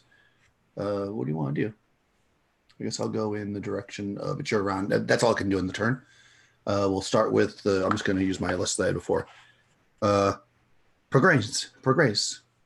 I guess Pergrance will try to start swimming to the lizardman side of the shore, and I'm sure he goes sinking to the bottom in his plate mail. Oh no. Example characters swimming in rough waters while wearing heavy armor carrying low of 99% probability of drowning. Character with lighting armor says. Okay, so it's basically saying. So I would say that you've got like the other cards wearing leather armor, right? Yeah, Pergrance is leather. He only has a 5% chance of I'll say of drowning because you're not. It's not super rapid. So you have a 5%. So Pergrance needs to roll a D100. Yeah, For or him? you can roll a d20 and just don't roll a 1 or something like that. Whatever you like. 5%. 78 for Okay. Perkins. Yeah, you're swimming. You're good. In armor though, 75% chance that you're gonna start drowning. 61. Okay, so he starts to go down. But you can still do something. You're just gonna swim. You're gonna try to run away from the monster. Yeah, Perkins is going to swim toward, try to swim to the shore. Okay, you're swimming. How about? Well, Morty's not here anymore, so Boldrin's and Boldrin. Well, I still have invisibility, so time to start swimming. Okay, you swim as well, right? So 5% chance for you. That's it. You roll. I'm gonna under a 5 or under. It's nice to be invisible. Yeah, that's 70. All right, you're good. You're swimming and not noticed, basically, by the sea serpent. Okay, how about Pajame and her new apprentice?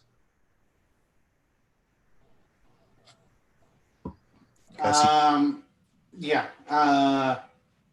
Okay, I guess they're going to be swimming towards the lizardman shore as well. Yeah.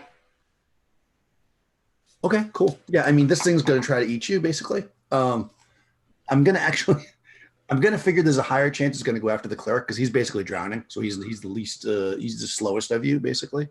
There are 1, 2, 3, 4. There's 6 of you total, right? 5. So 5? Yeah, I got 2. Crystal's got 2, and then Boldrin. Oh, that's right. I keep counting Russia's avatar because it's sitting there. Okay, so there's 5 of you. So I'm going to roll a d6, and I'm going to go 1, 2, 3, 4. Hold on. Let me do it this way. You'll have to start getting those DCC dice. Yeah, exactly. Well, I'm going to make 2 of the 6 be the plate mail armor wearing cleric because basically he's more likely to get hit. So that actually works better for me. I'm just trying to make an order in my head. So since I'm going to use my sheet the way I have it here, so one is going to be Pilgrim, 2 or 3 will be your henchman, then 4 will be Baldrin, 5 will be Pejme, and 6 will be the other magic user. That's basically who's going to attack. It's fast. It's faster than all of you, so it can attack any one of you. But let's roll initiative first to see what happens. So yeah, I lost last time, so go ahead. Boldrin's, I think. Boldrin, go ahead and roll initiative against this thing. You got a 3. 1. You want high. You want high. Okay, here we go. Who does this thing go after? Because it's pretty deadly. 5. Oh, that unfortunately is Pajame. The sea serpent heads towards you and rolls a 10, which is almost certainly going to hit you. Yeah, 10 hits armor class 4. So sea serpent. Oh yeah, your shield isn't up anymore, right? Mm-hmm. It bites into you. It tries to eat you for for 11 points of damage. Yeah, that's exactly my HP. Can I do like a save versus death and do one last spell? Sure. Okay. Okay. I mean, you're a PC. You can just do the spell. You don't have to make a save. Okay, cool. So I can do one last spell before I die? Why not? Shoot. I can do 2 different things here. She casts Charm Person. Yeah. I cast Charm Person on the snake. Right. No. Okay, I'm just gonna cast Haste on the party then.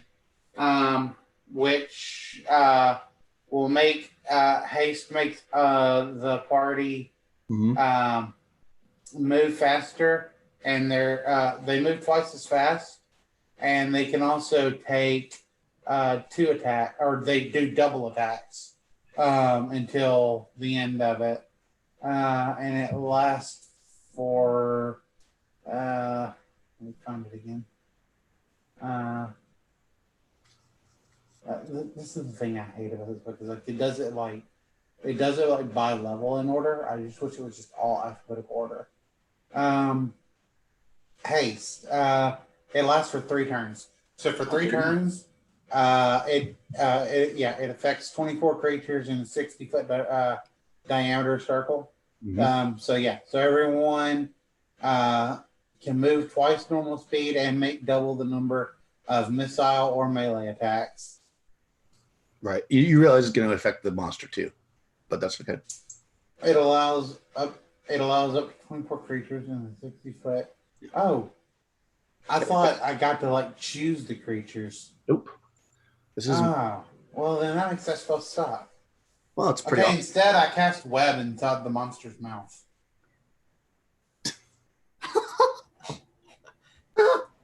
Really? Yeah. So like it's kind of it hits me and like flips me over and it's like about to bite me and then I'm like web and it's like Oh my god. Okay. You yell web. yeah. That's how you cast your spells. I like that. Yeah. All right. I'm because that's pretty awesome. And not how you should use that at all, which is makes it even better.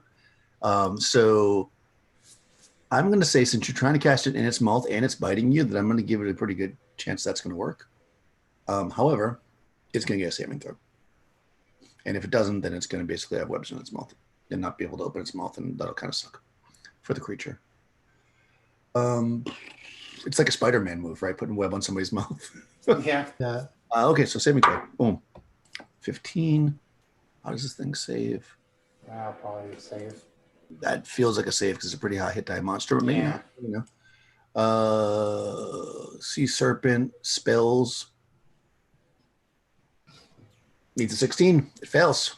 All right. Oh wow. So yeah, you bite this thing and you like web. I'm gonna say just because the only way this could actually work properly probably is you're actually attached to it. So like it bites into your leg and you just like web down on the thing and it like wraps around its head and you and everything else. And it creates this whole like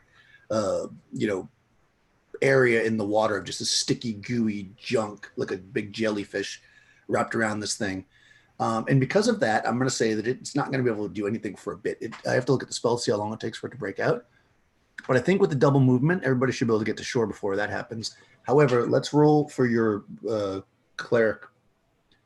So then I'm like, flee you fools, and then my body's getting flung around like a rag doll.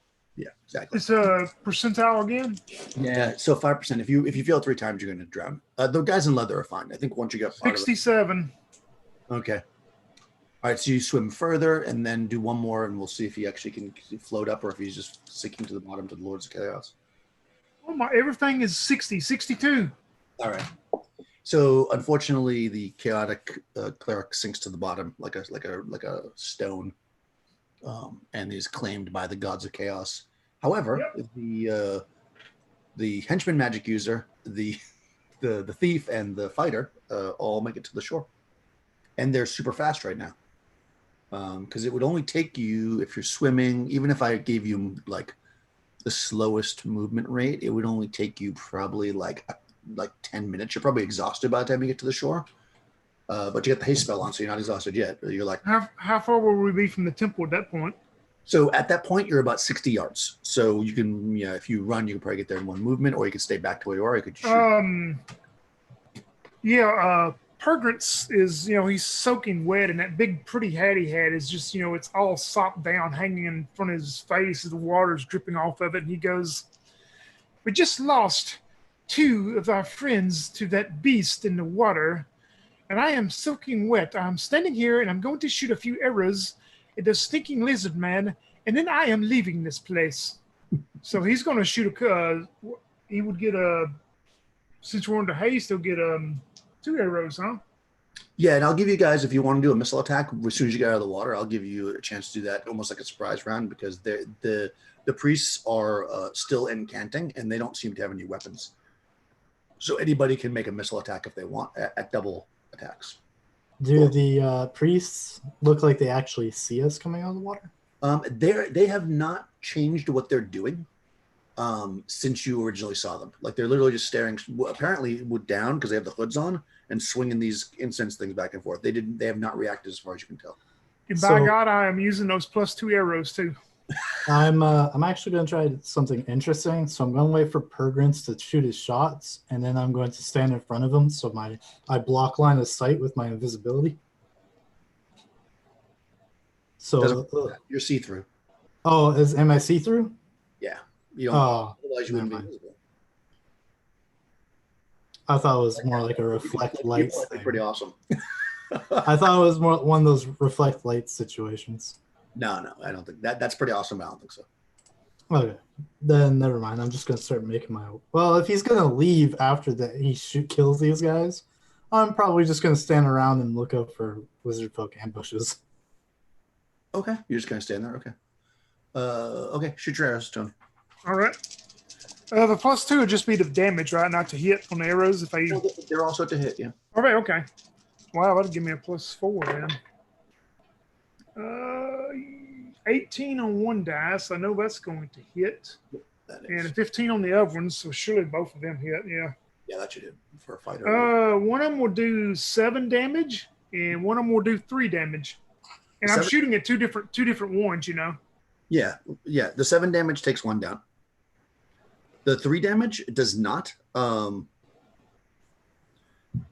he staggers back, clearly injured. In fact, he drops his brazier on the ground, and then you see like some coals and stuff fall around as he staggers back. But he looks like he's not dead.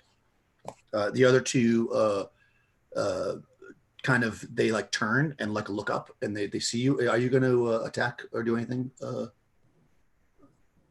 Crystal, the henchman, whoever the henchman's name is at this point, we don't really know. Unknown henchman.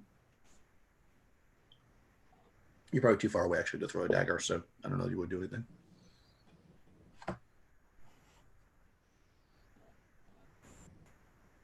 Pajma. Crystal. Sorry, I've been talking this whole time. I've been muted.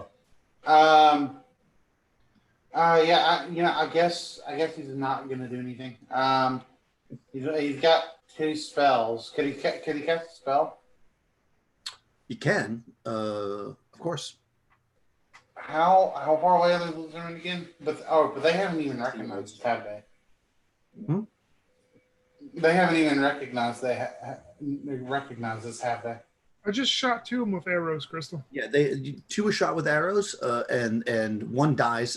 The other one dropped his brazier, but all 3 of the still surviving ones now turn towards the party. Yeah, and you can see that they are in fact lizardmen, and they're kind of, they look a little different than lizardmen that you've seen before, but they look like maybe they're priests or something, and they kind of look at you, and we're going to go into the next round of combat as soon as you do whatever you're going to do. He's going to cast protection from evil. Okay, cool. On yourself? I don't think he can cast it on anyone else, can he? Oh, that's true. But yes, on himself. Okay. Is it peak? Yeah, only on the caster. Okay. Oh, cool. So you get some bonuses and blah blah, and creatures can. Yep. Cool. All right. So what's the plan? What's everybody planning to do this next round? Are you shooting any more missiles or? If they don't start coming towards us, yeah, I'd shoot 2 more arrows. But if they start coming towards us, then Perkins is going to go the opposite way, walking down the beach.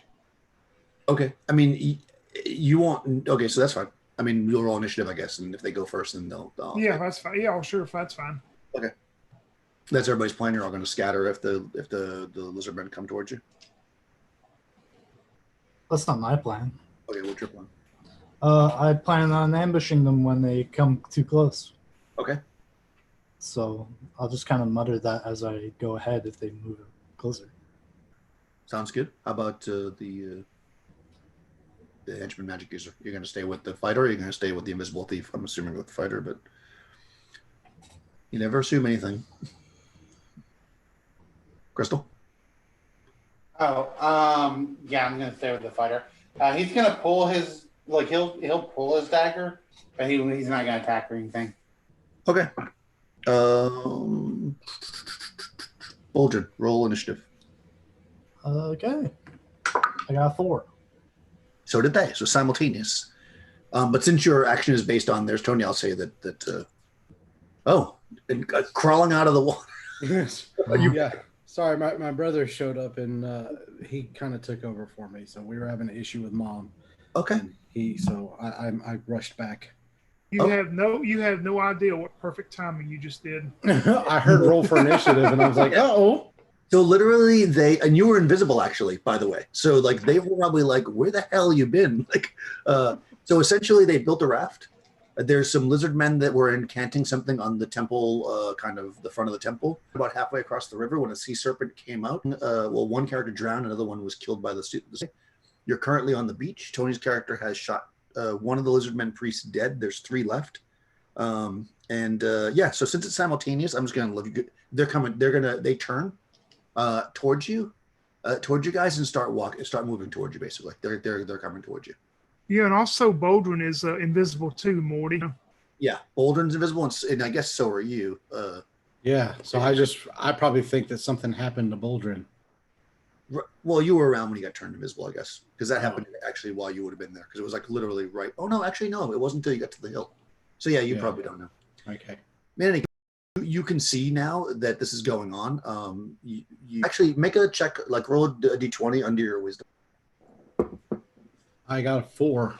Okay, so I'm good. You notice that is talking to somebody who's not there, so you might imagine, but you don't really, since you use invisibility. So yeah, they're coming towards. So you're gonna skedaddle. No, I'll shoot my 2 arrows. Okay. Yeah, you can shoot first, but they're not going to get to you this one. An 18 and a 16, so they should both hit. 2 different. Yeah, two different ones, 2 different targets. One of them will take 1 point. One of them will take 3. One was going to be one you already shot. So you shoot him, he doesn't go down, and he's still standing. And the one they screech out in lizard man tongue, and just moving at this point. Visible guys, they're going to do the surprise. They're going to do. You guys start moving back away, the visible people. I don't know if you don't. I guess you don't know Morty's there unless you say something when you come out of the water. Do you say something to them, or do you just say, "Rush"? Nope, I'm not going to say anything. I'm just going to start moving toward the lizard men. Okay.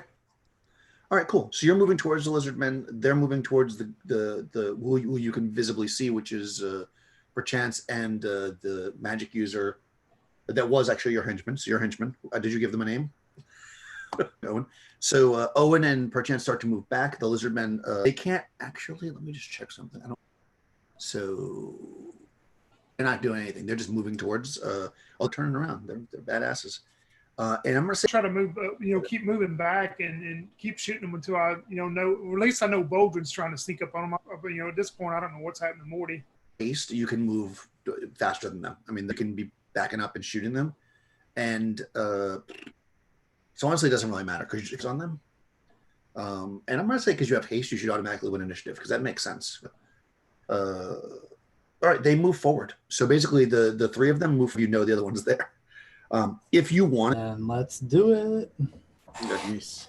Is there any bonuses for backstab? Is +4 to hit. +4 to hit stack with your magic weapon. 14.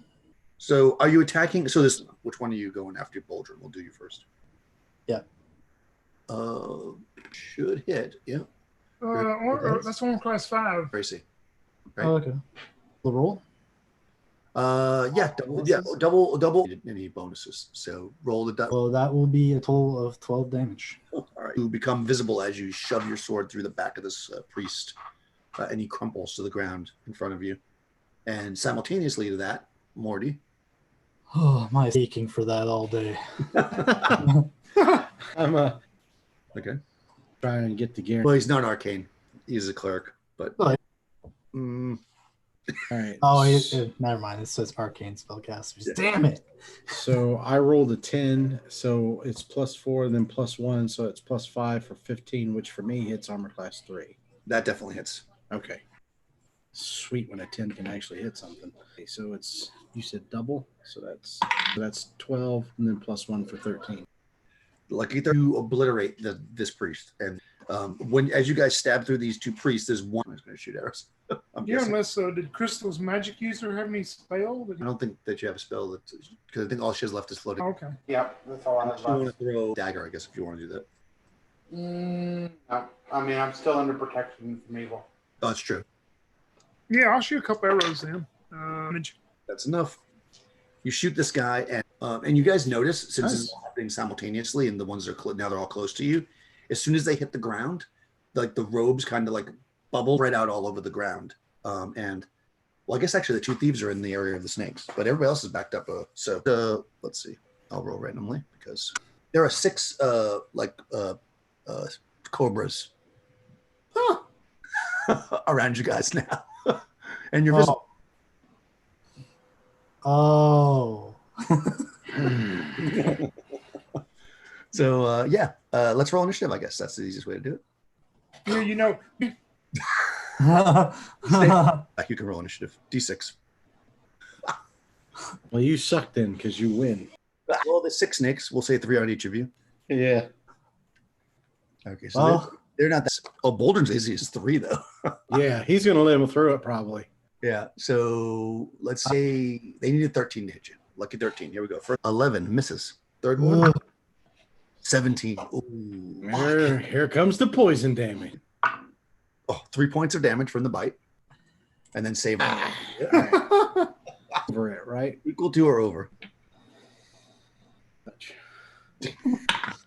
You don't die right away though. You're not gonna you feel swelling up. With this poison, you actually don't die. It burns later. So it'll be a bit. So painful and agony. His snake done bit me on my sit-upon. Yeah. You know that it's not good. I can tell you that right now. Unless some cleric somewhere has neutralized poison, you're basically screwed. He's at the bottom of the water right now. Exactly. 16 to hit our other roguey. This is the 3 worst in miss. basic. 17. Ooh, 1. Third one misses. All right, that's 2 points of damage, and then Come on, man. You know about over 11. Oh, that's only 3. No. Her leg also starts to swell up as a positive. Got over there where everybody was, so you are also hasted. So you get to attack. Clearly, but And we'll kill each other. No. I'm gonna go after 2 of the snakes. He's not an arcane spellcaster. I don't at this point. There is. Is a 6 gonna hit them? Probably not. No, you probably need about probably around a 12. I'm guessing. Well, rush could do. Yeah. So if they're AC Both my 7, attacks you miss. need an 11. Both my attacks miss, so I rolled a 4 and a 7. The 16, but the 10 is a hit with a +1 Nice. sword. So Right. I did hit them both. So the first one is 5 points. Second one is also 5 points. All right, you cut through and kill 2 snakes. They're deadly, but they die quick. Cut through them, and I'm like, fucking hell. Okay, and let's roll initiative again. You won, right? So roll again. No, you lost. So Boldrin rolled. Oh, do you want to shoot any arrows or anything into the? No, he's not. No, he wouldn't take a chance. Okay, roll initiative. Oh, they got against the. Currently, there are 4 snakes left. So if you hit every single attack and do decent damage, you'll still die. First attack is Nice. That hits. Hits. 4. Rush. So I had the first one, but the second one I hit for. Okay, there's only 1 snake left. They do. They were doing so well until a second ago. Oh no, this snake is pissed. It's staying. So it's going to attack, and it's actually Rush's snake, so it's going to attack you. Misses though. You guys won that time, so you get to roll again, Boldrin. You might as well go first, Rush. With my bonus, which does hit AC 7. And that time I did 8 points of damage. That's enough. Your legs start to swell up. You miss terribly with 1, but then come down. And all's quiet on the beach. Not coming from the temple anymore. You're not exactly attention to that, but the 2 who are just watching, make wisdom checks. An ankle or calf. Yeah, I mean, it's a snake before you went, so probably your legs should. So Interesting. Okay, I see where you're going with that, and that's possible. But before you do that, 18 out of 13, so I failed. how about Owen / Crystal? I mean, I'm not doing anything. I don't know. I have protection from evil. Need it again? Wisdom check. Oh, sorry. I didn't know I needed to make one too. Oh, sorry. A 10, and my wisdom is a 9. Okay, forget them. Oh, wait. I'm sorry. I did a D20. I didn't do 3D6. Well, that's fine. D20 is round 1. That's fine, just like real life, not paying attention. Okay, so yeah, this is I see. I mean, there is a chance that if you cut the leg off, that you. So I'm looking at Morty. So you got. Rush. I said, well, didn't you get bit too? Oh yeah. If you want to chop my leg off, go for it. Fuck it, mate. It's better than dying. Just do it. Like it automatically hits. You gotta do damage. If it kills him, it kills him. Doing a a tourniquet or whatever. All right. Well, hopefully I don't fucking murder. I still got. Definitely severed the wound. I got 9 points of damage. 9 points of damage. I'm gonna live through that. Nice. Make a save versus death. You got this. Keep saying save versus death. Poison Death ray. Okay, there we go. All right. I got a 12. And what'd you need? 12? I had 12.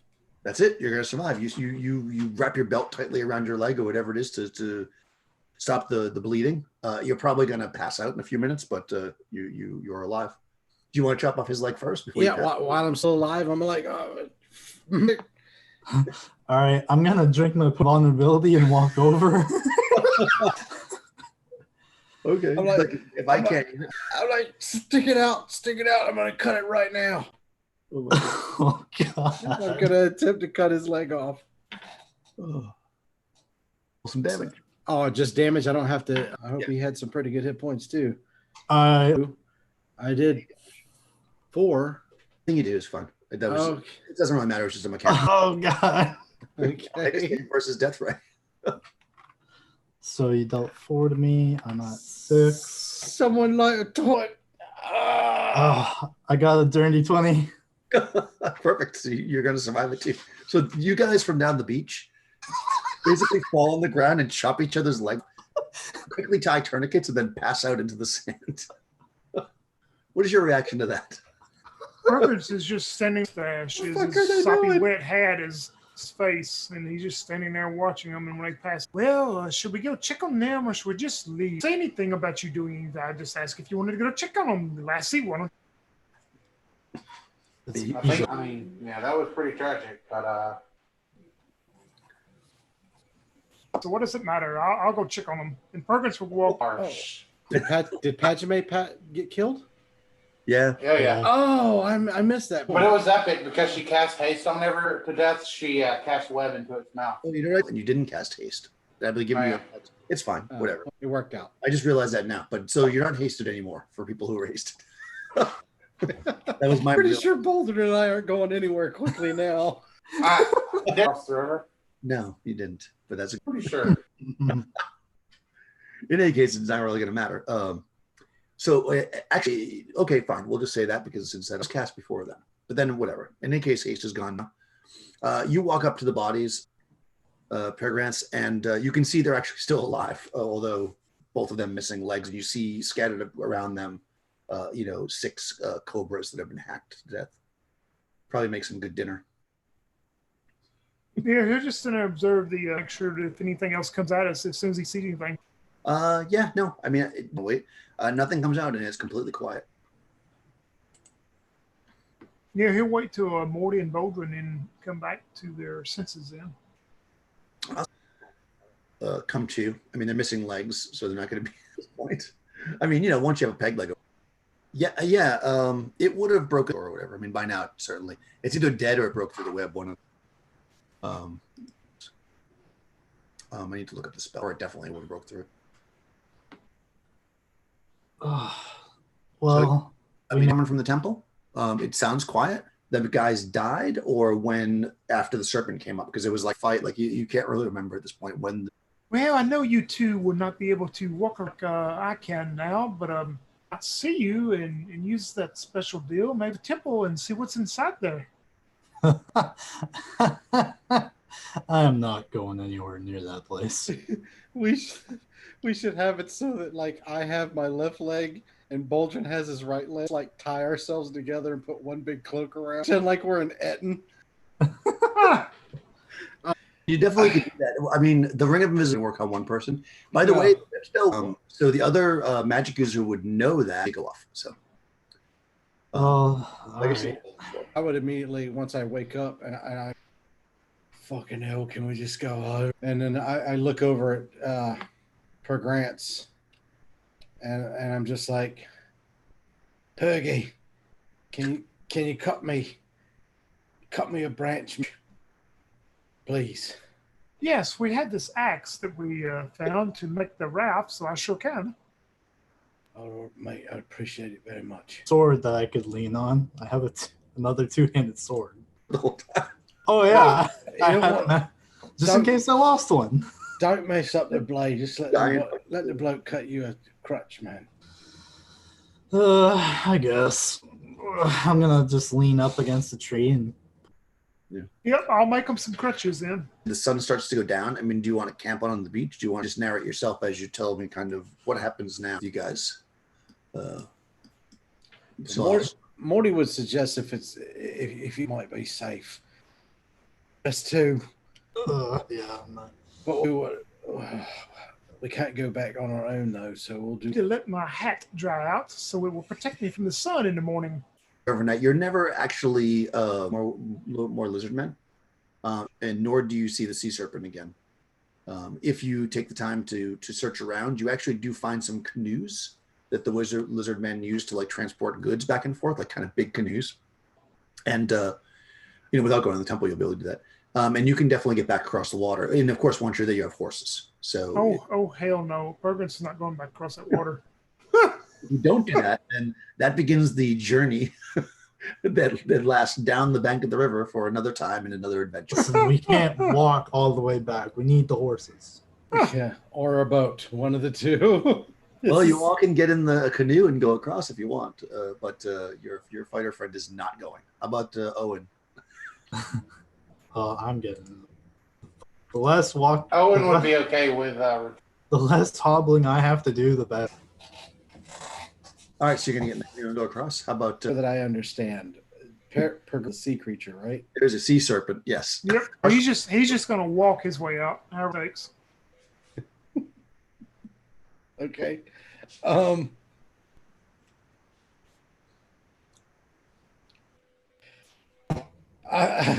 So I look over at Bulger and I say, "Is what we do. There's more than one of these canoes. Let's row one and pull the other. And if the damn thing attacks, we'll like shove the canoe at it, and maybe he'll attack that canoe and give us time to get across the water." And I look over at Per Grants and Owen. I was like, "What you all think of that one?" Yeah. Okay. So are we? We're not going into the quote unquote dungeon this time, right? Obviously. I mean, whatever. We could play a little longer, but you go in if you want to see what's in there. I mean, I feel like we're kind of at the mercy of out. Yeah. But him I mean, walking out. You don't have to actually figure this. I mean, this is more just narrative because I think we're done. Yeah.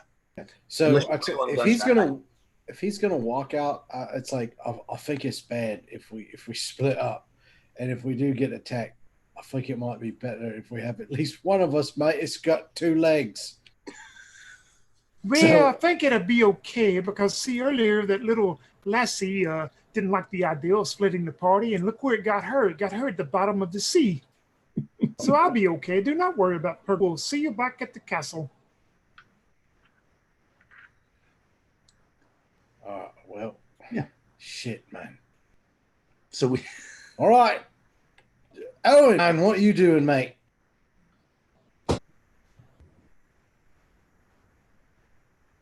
Owen. Sorry, I keep having someone trying to talk to me. It's okay, man. Yeah, I was jumping the bed. Okay. Peggy, if you think you can make it, we're going to pray to the gods of this fucking giant fish to go across the river. Now, Bouldering, you better row like hell.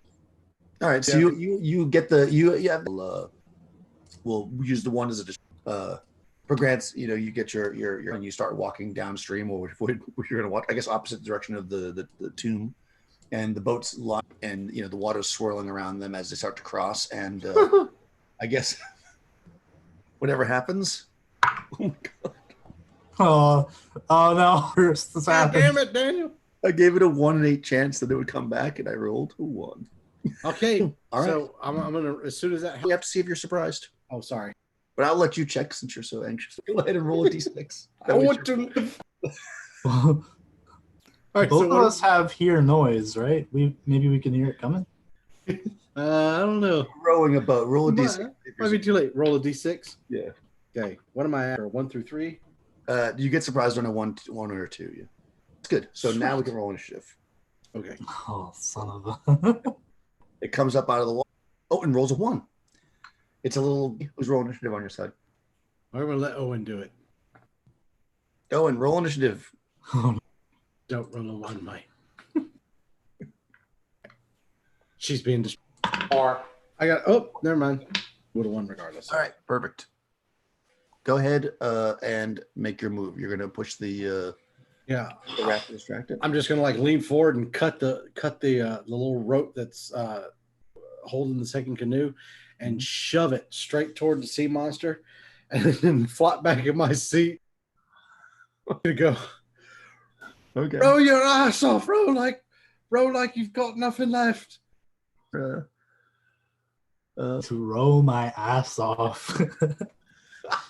That's once. I'm not gonna want to escape it. Let's see, canoe. Oh no. This is speed. Canoe. Oh, canoe's pretty fast. Okay. And how about Owen? What's Owen up to? I'm trying to. I would say that you have your spells back, and because it's the morning, and the protective from evil obviously is not on anymore because you get your spells back. It's the morning. There was a rest. Yeah. So, shoot, I think I shut my character sheet down. Can I ask the question? Yep. Just out of curiosity. So that mirror image spell, does it only work for the caster? Yeah. Can Grant shoot an arrow at it too? Yeah, I was gonna say that. Tony, roll a d4 to see how many yards out it is. 3. So it's 300 yards out. I don't know if you can reach with the bow, can you?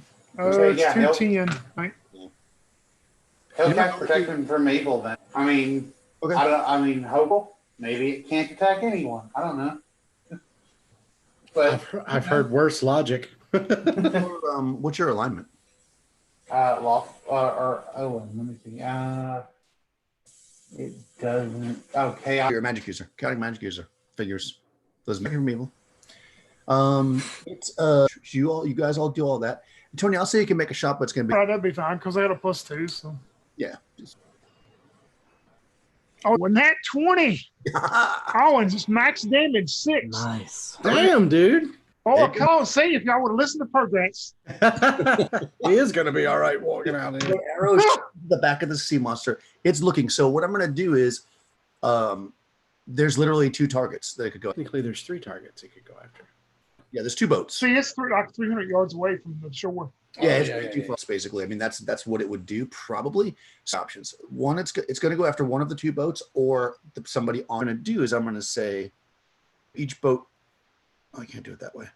Yeah, I can. So I'm going to roll a d8. A 1 or a 2 is after, and then 3, 6, 7, 8. It goes after the other canoe. Okay, that seems fair. Roll high, Cole. All right, hold on. No, I'm rolling. Oh, 8. It goes after the other. Yes.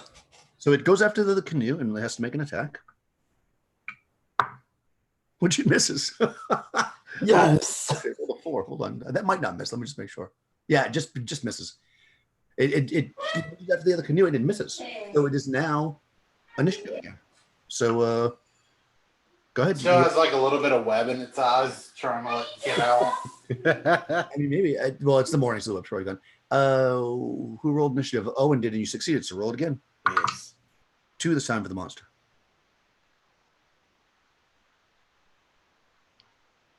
Owen, initiative. Yeah, sorry. I keep forgetting I'm Owen now. 6. All right, you go first. Still shoot a bow at it, or Yeah, missile goes first, so go ahead. You still distance. let's see, armor class 2 for 4. All right. I mean, you're chopping.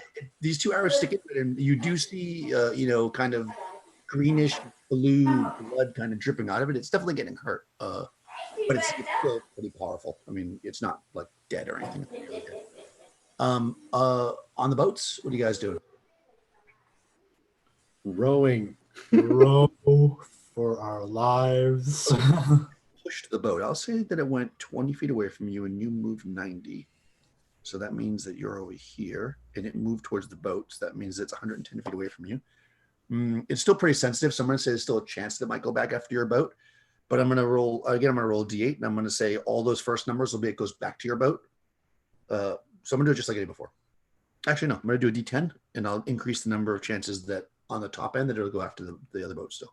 That makes sense? Yeah. So 1, 2 people on your boat, 3, 4, 5, your boat by itself. Everything else goes after the other boat. Roll high, Cole. Hold on, it fell dice box. Oh, 3. You thought the other boat was too tough because it missed it? Yeah, protection from evil. It doesn't work like that. It only works on you. Because there's also a protection from evil 10-foot radius. If that didn't exist, then I would say possibly that would work like that. But spell that covers more range, I'm going to say it doesn't work like that. I like the idea, though. Relax it. But did you want to do besides that? Is that what you're saying? You want to attack? Yeah, I was thinking, but if it's going to attack first, never mind. It's probably a dumb idea anyway. The part, so go ahead. Even, because they said they were rowing. So if you wanted to do something, go ahead for it. I would like to cast floating disc, and then Owen will yell, "Everyone on the disc!" And Good. yeah. The problem is you can't get on it. I'm pretty sure. Let me just check it. Yeah, but I can still swim to the shore.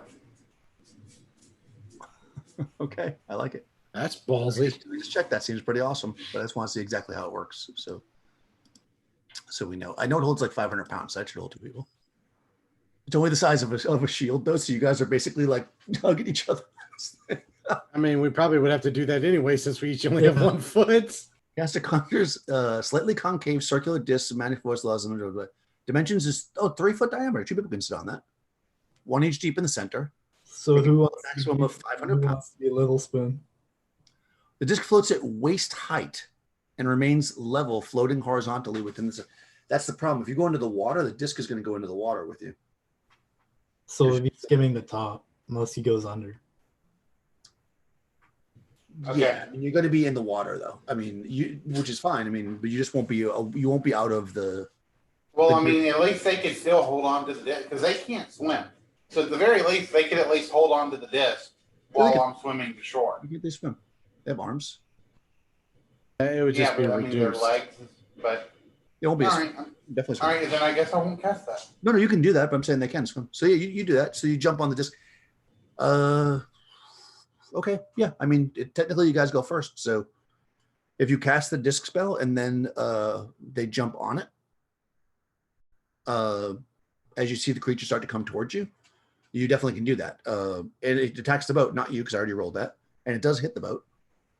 Well, so let's see. Here's like, oh, never mind. Okay, yeah, we'll do it that way. Now. It's done now. Once you argue to do something, you're doing it. Like that's it. You made the. Yeah, sorry. We didn't go through all that for you to change your mind now. So all right.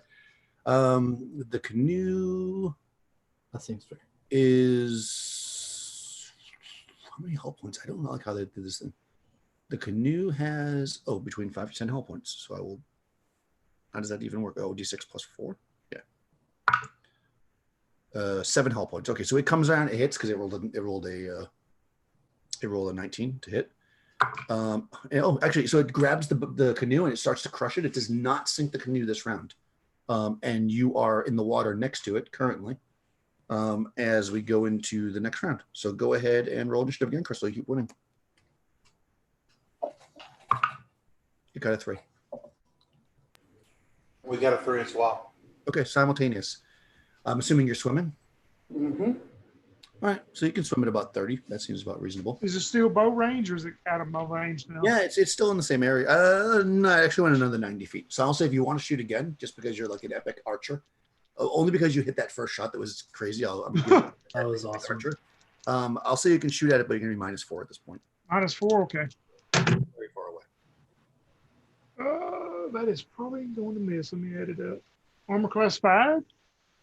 I think that hits it actually, yeah. Sorry, I'm on like 3 different pages. I think its armor class is actually 5. Yeah, that's its armor class. But only 1 point. Okay, well, at that distance, the bow is not so effective. Also, because you guys moved 90 from the original range, which we determined to be 300 because there's Tony rolled it. You're actually only your 30 feet gets you on the shore, so you're literally out of the water. By that floating disc thing worked great. So you basically swim a few feet, get to the water that's like waist deep, and start running towards the shore, and the disc kind of floats with you. These guys are like hoverboarding with their legs hanging off, or legs between the two of you, as you run across the beach away from the sea serpent. You're out of you did it. You saved him with the disc. That was smart. I'll say the serpent crushes the boat this next round just because there's nothing else to do. Then goes underwater. Unless I guess you can take another shot at it if you really want to, Tony. Yeah, might as well. -4. 16 -4 would be 12. Armor class 5 again. All right. And 4 damage. Nice. Wow.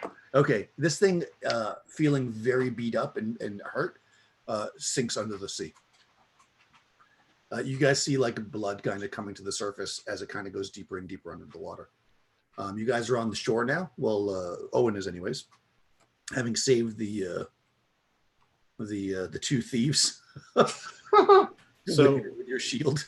when we get to the shore, I'm going to say that, getting out of the boat, I was like, when we get on the disc, I just grabbed my crutch and hopped on, used it to hold on. So when we get to the shore, I'm just going to look over at Boldrin and be like, so, like Pergy said, I think it's better if we just walk out.